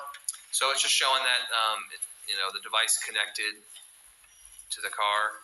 When you get in your car, your phone will pair. It's just showing a device connection to iPhone. And then the next entry, there's a time range there. Explain that time range to the jury and what that means. So starting at 9:07 and going till 9:44. 9:31:44. Her backlight is off. The backlight is off. That entire time period. That entire time period. It was on, but now for this time period from 9:07 to 9:31, it's going to show off. Going to this map, is that some of the cast data that you did that you testified to the jury? It is. This is a previous slide that we had up. It's shown at 9:07:06. The Suburban is leaving 4147 Moselle Road.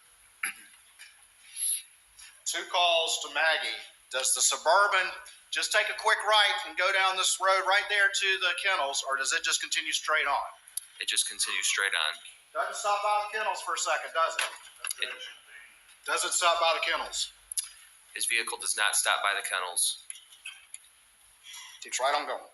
It's right on going to Moselle Road, makes right.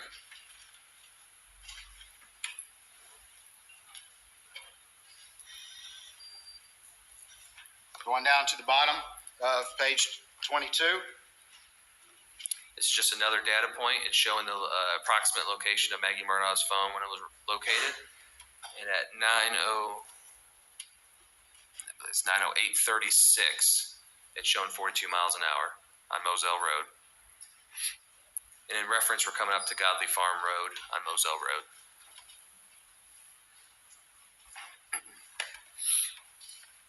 This is at 9:08:36. And then we have, below that, we have a reference to a data point that you previously showed to the jury at 9:08:42. Yep, it's going to be on the next page. All right.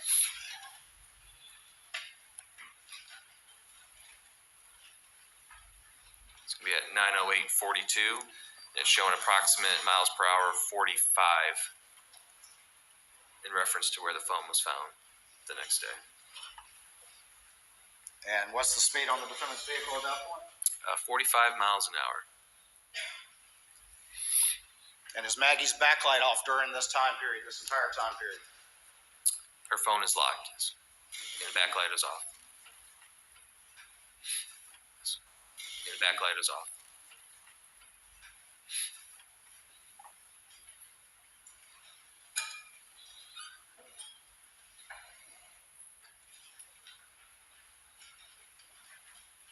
At 9:08:58, what do we see? Alex Murdaugh sends a iMessage to Maggie stating, "Going to check on M, be right back." This shows unread in Maggie's phone.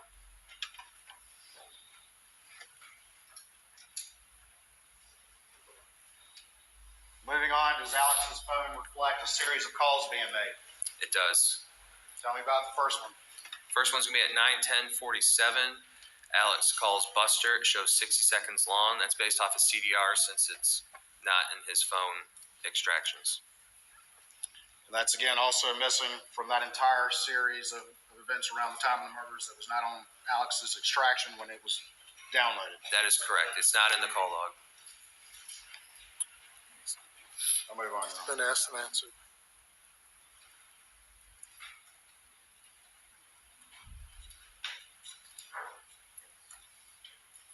Down at 9:12:14, what if any activity is reflected on the defendant's phone? Alex Murdaugh calls Chris Wilson. It shows 42 seconds long. That's based off his CDRs because it's not in any of his phone extractions or call log. Connection time as well. It does.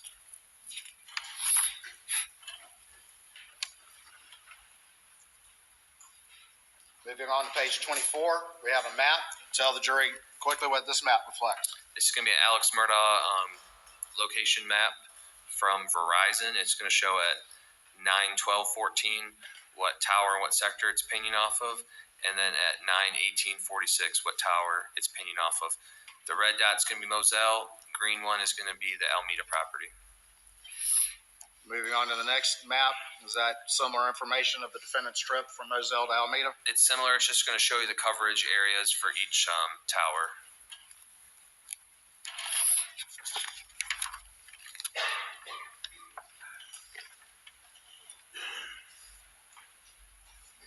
And then on page 26, what does this map reflect? This is going to be Verizon records for CB Row. Far right, the little red dot, that's going to be Moselle. Blue dot is going to be CB Row's home in Brunson. This is just showing the cell tower data at the time frame of 9:14, 9:20, and 9:21. And? In 11:37 p.m. This is close to Fairfax, just for reference. He's pinging in the arc near his home over here in Fairfax. Is that right? That is correct. The home's Where's gonna be Moselle? Moselle is going to be that red dot to the right.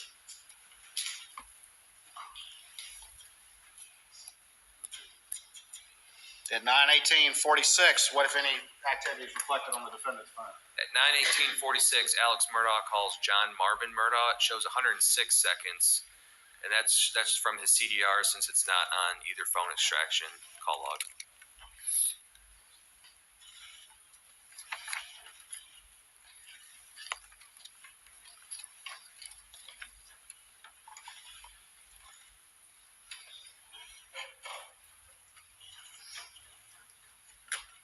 All right. We're on page 26 now. Tell the jury quickly what this map reflects. There's also going to be Verizon records from Alex Murdaugh's phone plotted. It's showing starting at 6:20:34 all the way to 9:46:35. It's showing from the cell tower in the sector of Alameda. You said 6:24 or 9:20? I'm sorry, 9:20:34. So roughly 20-minute period at Alameda? Roughly 20 minutes, correct.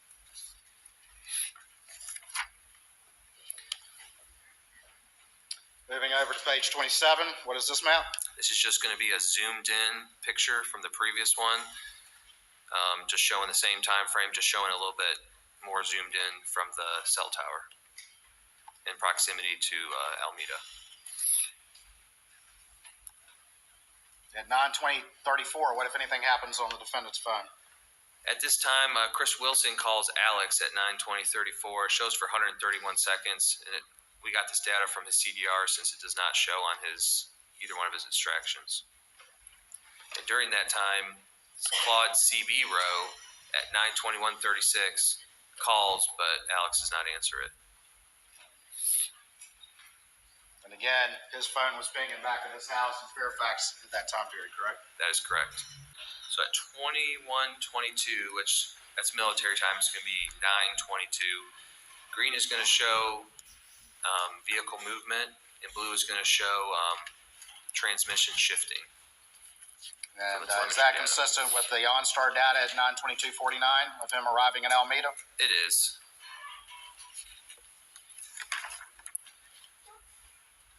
And on page 28, is that data point that you just referenced? That is correct, 9:22:39.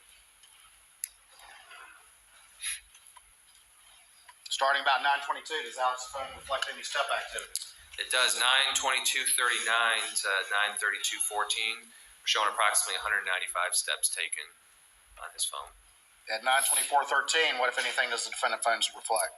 He calls Libby Murdaugh, which would be his mom, shows 20 seconds long. That's from his CDRs because it's not on either phone extraction. And that would be the landline at Alameda? That's correct. After that, is there another missed call from Rogan to Paul? There is at 9:26:06 p.m. And then at 9:31:44, is that the first backlight activity on Maggie's phone since that time period you testified earlier about 9:07? That is correct.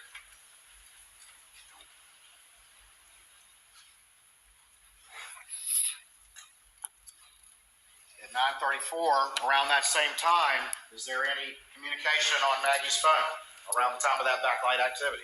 There is at 9:34:14. Rogan Gibson sends an iMessage to Maggie Murdaugh saying, tell Paul to call me. And that shows unread. Never read? Never read.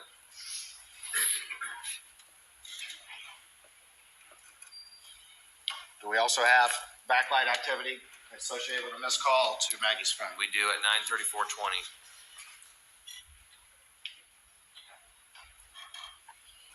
Up here at 9:34 to 9:36:20, it says Maggie Murdaugh's iPhone backlight. Is that backlight off? That's going to be backlight off. Just the off is missing from the words. That is correct. 9:35 to 9:45, 10-minute period. Is there any activity on Alex's phone? It's showing approximately 60 steps taken on his phone during that time frame. And also, as you see on the right-hand side, Paul and Maggie's phones are locked. It's referenced with the lines and the color coordination on the right-hand side. And those lines have been continuing through the past few They've been pages. continuing, correct.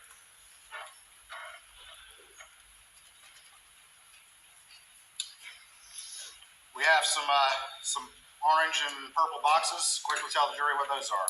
So the orange color is going to be that system startup from previous testimony from Falkowski. And then the pink is going to be engine running propulsion. And is there another missed call from Rogan to Paul? There is at 9:42:17. There's a missed call. And then we have Alex's Suburban showing a device connection at 9:42:49, which is consistent with the data.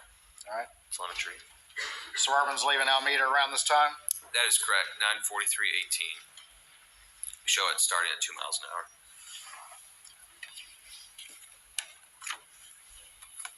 We have some additional telemetry consistent with him leaving. We do. Is there any activity on Maggie's phone at this point? So at 9:44:04 to 9:45:04, it shows that her backlight was off. And is there a missed call associated with that backlight activity or around the same time? Yes. Maggie Murdaugh received a call from, it's going to show as PA in the phone extraction, which is it's Alex's number, and it shows missed. And was that call missing from Alex's phone extraction? It was missing from both phone extractions.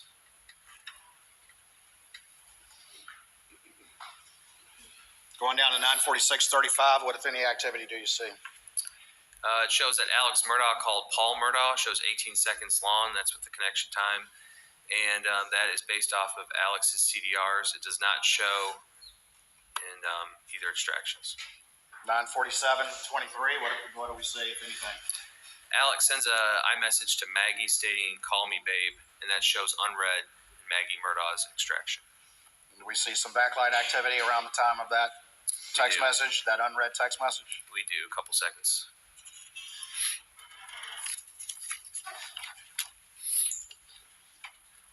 We have a map here. Just generally, what does this reflect? We do. This is going to reflect the coverage area of the cell tower between Moselle and Alameda.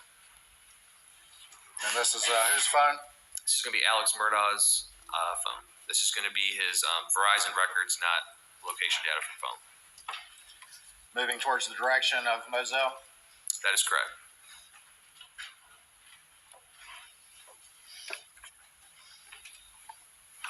Additional maps consistent with that as testified to by Matt Wild? That is correct, just showing coverage area.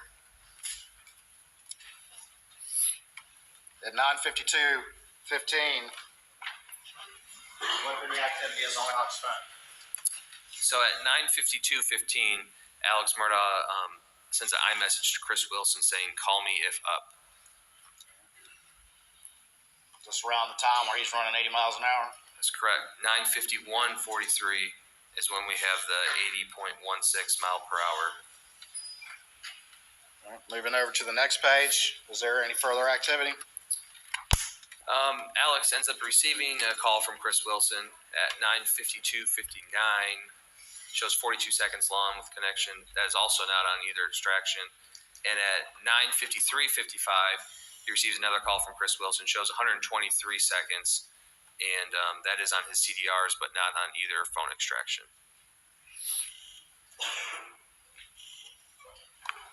And then at about 9:56:57, what, if any, activity do you see on Alex's phone? So from 9:56:57 to 10:06:57, it shows that Alex Murdaugh traveled approximately 231 steps traveled during that time. Starting at what time? 9:56:57 to 10:06:57. Remind the jury what time the 911 call was. It was 10:06:14.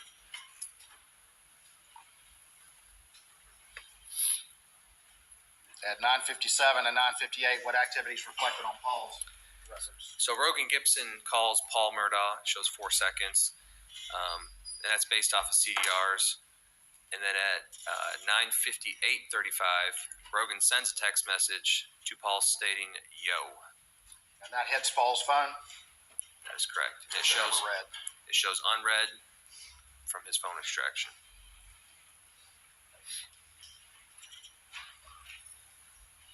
We have a bunch of green and blue boxes. Is this more telemetry data from the Suburban? This is, the green's going to represent drives, and blue is going to represent some kind of gear shifting with the vehicle. But the GM OnStar data reflects what, about 10 on the dot? It reflects him pulling into the driveway at 4147 Moselle Road, the main entrance. Where did the Suburban go first? Suburban went directly to the house, bottom left. It didn't go to the kennels first, it went to the house first? That is correct. And what time does it arrive at the house? Or what time right there in that map? That's what? It's mapped at the top? That's what the time that it pulls into the driveway.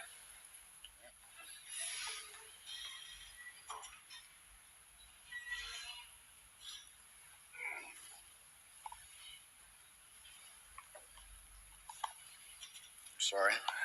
1 second.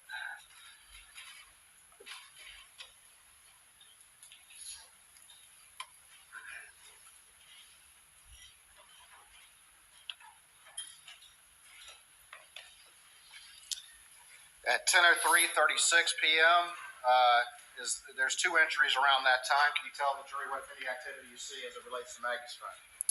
So Alex Murdaugh calls Maggie Murdaugh's phone at 10:03:58, and backlight is on associated with that. And then starting about 10:04:08, what don't we see for time period?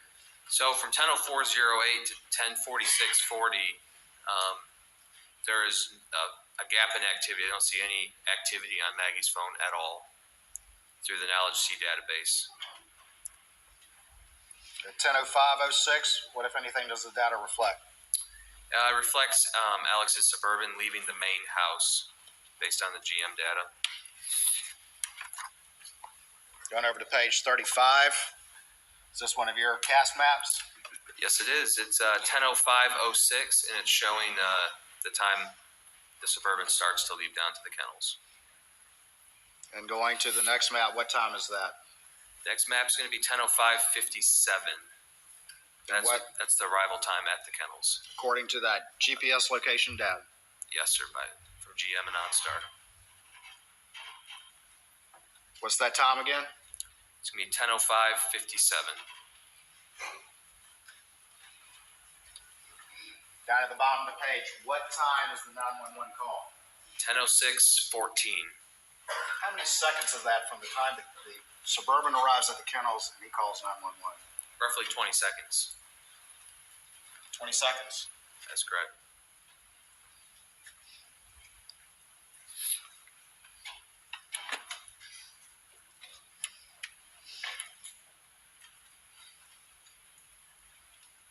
Do you recall the defendant's statements to law enforcement shortly after the crime? That he went over and checked the bodies and that sort of thing? I do. What, if anything, in his statements to law enforcement did the defendant say about what he did when he arrived at the scene? The defendant stated that he went and checked on Paul and Meg and checked the bodies. From the moment the Suburban arrived at the kennels, how long did it take for that 911 call to be made? Less than 20 seconds.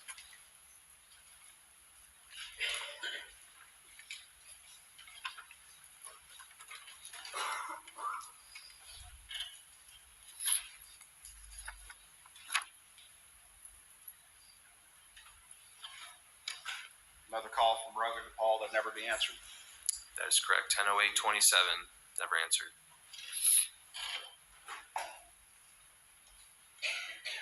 At 10:11:54, what happens? This is when Alex Murdaugh was on the 911 call. Stated he was going to go get a gun. This was at 10:11:54. This is when the Suburban is showing leaving the kennels.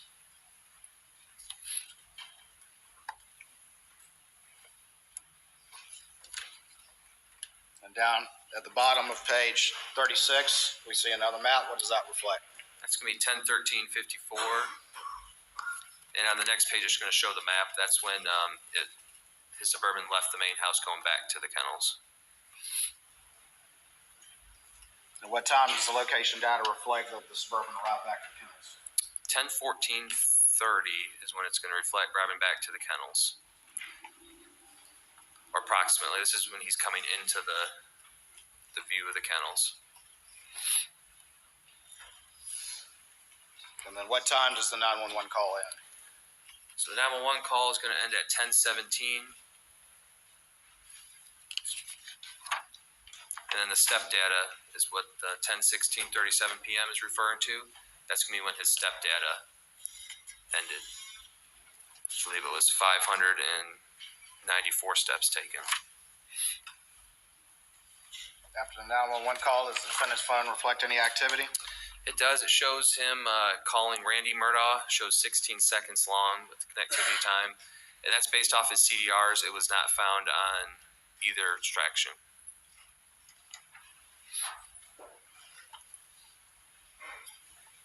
Then also we have a 10:18 where he's sending a text message to Randy saying, please call me emergency. Is there step activity around this time on Alex's phone? There is 10:18:53 to 10:28:05. We're showing approximately 525 steps taken during that time frame. And does Paul's backlight come on again at 10:18? It does 10:18:08 to 10:18:20. We're showing backlight. Was that after the 911 call had ended? No. I'm sorry, yes. Yes, it was. Yes, it was. Yes, it was. So 10:17 is when the 911 call ended. This would have been at 10:18:08. So this would have been right after. And the last text that hit Paul's phone was from whom? Robin Gibson. I believe it said yo. Paul's phone still hitting, of course, that kennel location. That is correct. This is going to be off of his iPhone location data. Where was Paul's phone found again, according to your knowledge of the investigation? It was found on Paul's rear end. facing up.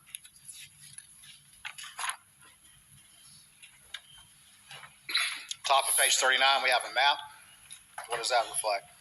This is going to reflect Verizon records for Alex Murdaugh, starting at 10:19 all the way to 11:18, and it's just showing the sector it was pinging off of, and that's in the area of Moselle Road.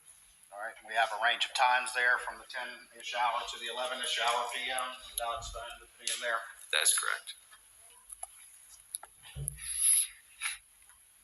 Does Alex's phone reflect a couple of calls that were not on his extraction but in the CDRs? It does. To what people? It's going to be to Randy Murdaugh, John Marvin, and then Rogan Gibson, and then Christy. At 10:20:08, what, if any, activity does Paul's phone reflect? So Paul's phone shows a display on screen auto lock. It's been locked. It's just documenting a auto lock. Display on auto lock? And now, auto lock can be consistent with what, according to your understanding? According to my understanding is that auto lock could be, it doesn't recognize like a face, so it automatically locks, or it could be just hitting like on the iPhone, the power button on the side. And what was the last text that hit Paul's phone again? Who was it from? Rogan Gibson. And what does the defendant do just seconds later? Calls Rogan Gibson. Was that on the Dillon Hightower extraction? It was not on the Dillon Hightower extraction or the second one.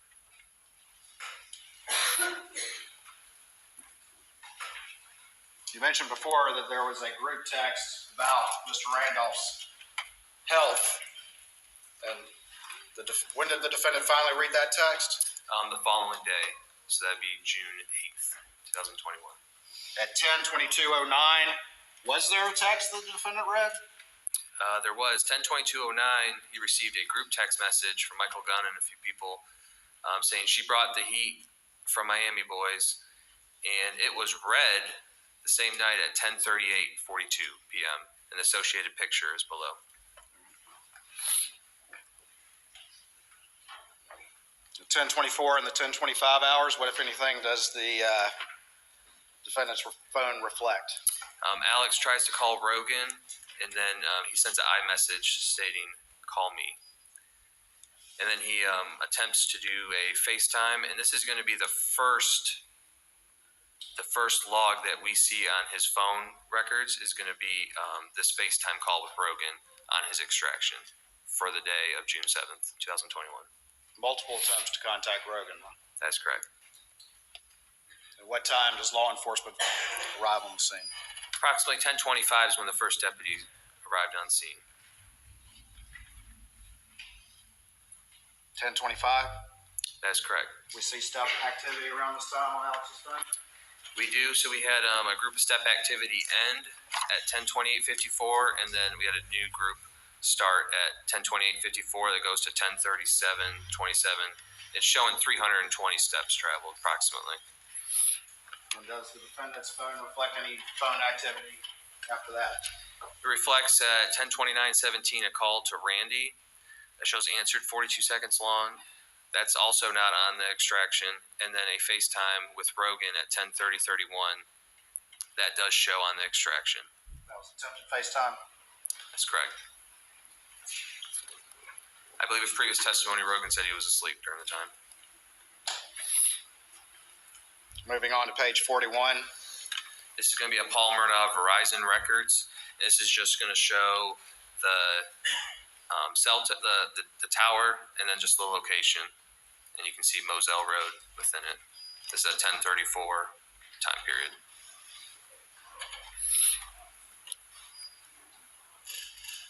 Is there a display on activity on Paul's phone, but also a phone call from Nolan Tootin around that time? That is correct. Correct. Around 10:34, it's showing display on, and then a Nolan Tootin phone call. And then finally, what time does Paul's phone finally die? Paul's phone finally dies at 10:34:24 p.m. on June 7th, 2021. Almost 2 hours after the killing video. That is correct.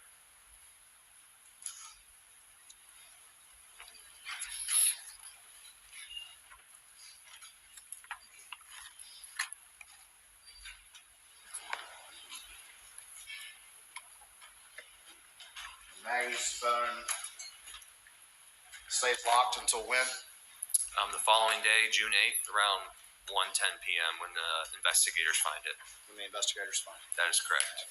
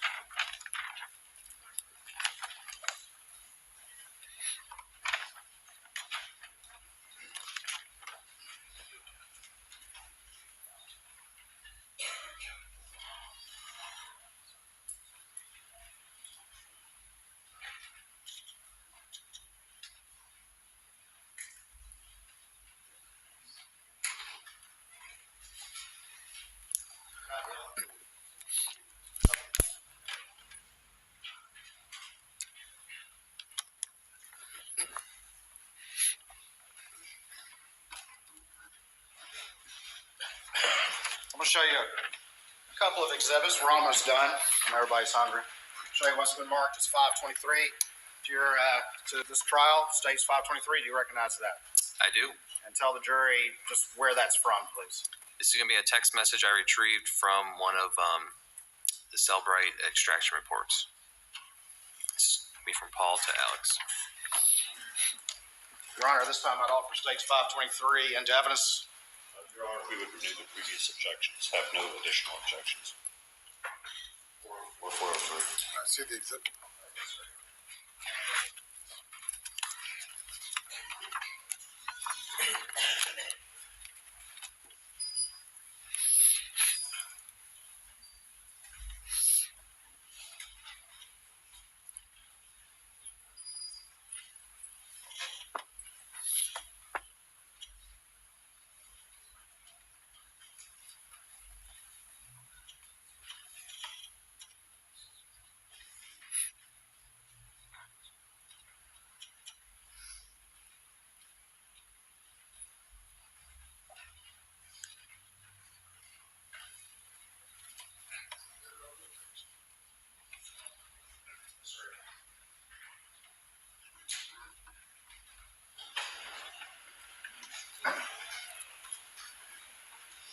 I'm going to show 523. And this is a text from which person to which person? So this is going to be from Paul Murdaugh, and it's going to be to, it says voicemail. That's going to refer to Alex because this is obtained from his phone. It's going to be the owner. So that's going to be Paul to Alex. So what's the date? The date is going to be May 6, 2021 at 10:52:13 a.m. And what does it say? It says, I am still an EB because when you get here, we need to talk. Mom found several bags of pills in your computer bag. This is again from Paul to Alex on May 6.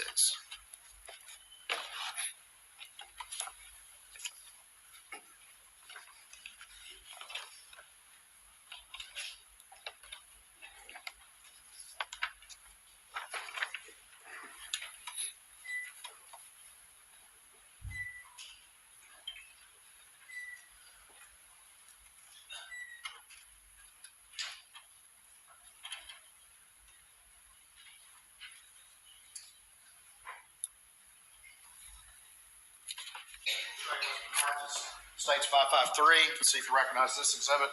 Okay. I do. Tell me what that is. This is going to be some searched items that I obtained from Maggie Murdaugh's extraction report. Your Honor, this time I'd offer states 553, I believe, without additional objection. No additional objections, Your Honor. Admit it. And tell the jury what this exhibit is, please. So this is going to be Google searches. Far left, you're going to have a timestamp.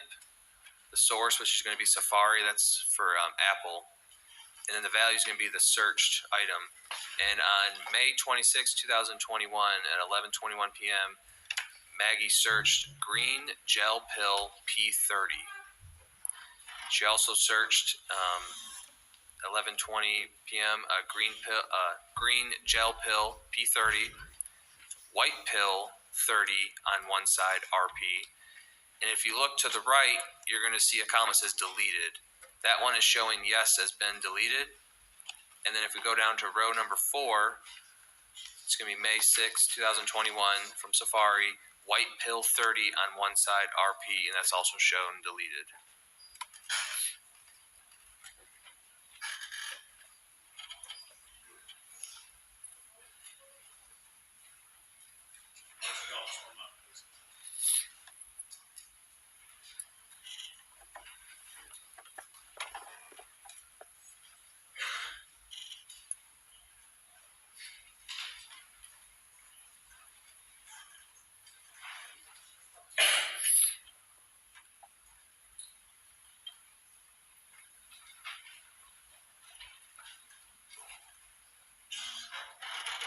Could you slide it down just a little bit? I just want to make sure there's not another entry.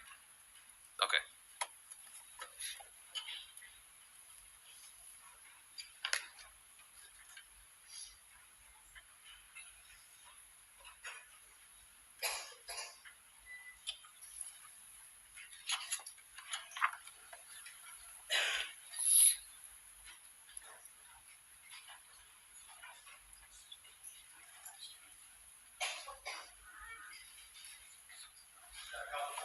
Show you Western Oregon States 556 and see if you recognize this exhibit.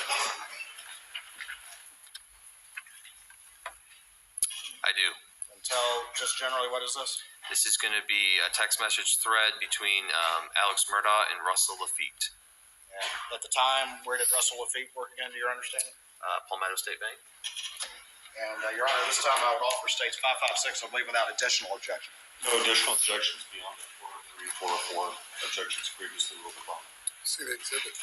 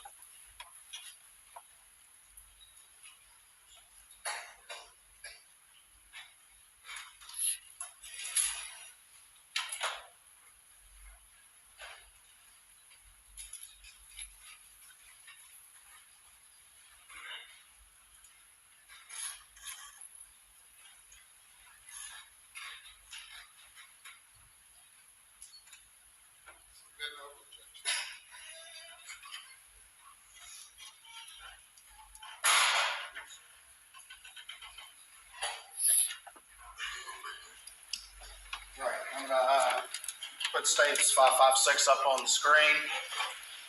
And again, tell the people on this text and the time and what it says. So this is going to be a text from voicemail, which is going to be Alex Murdaugh's phone, to Russell Lafitte. It was sent on June 3rd, 2021 at 3:22 p.m. This is from Alex stating, I need to extend farm credit line another $600,000. My dad will sign also if needed. How much turnaround will that take? And again, that's from Alex to Russell Lafitte on June 3rd, 2021. Show you two final exhibits, States 554 and 555. And you recognize those? I do. And where were those found? These are found from Maggie Murdaugh's iPhone extraction. Your Honor, this time I offer 554 and 555 into evidence, I believe, without objection. Okay. They're admitted.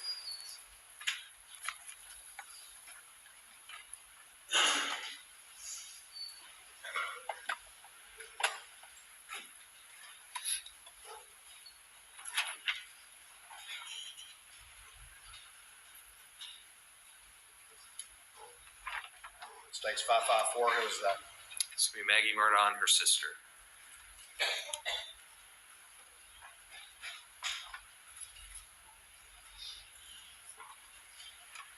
States 555. Who was that?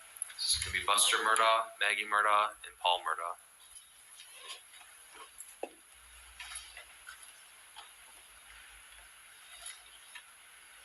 Thank you, Special Agent. Please answer any questions the defense may have.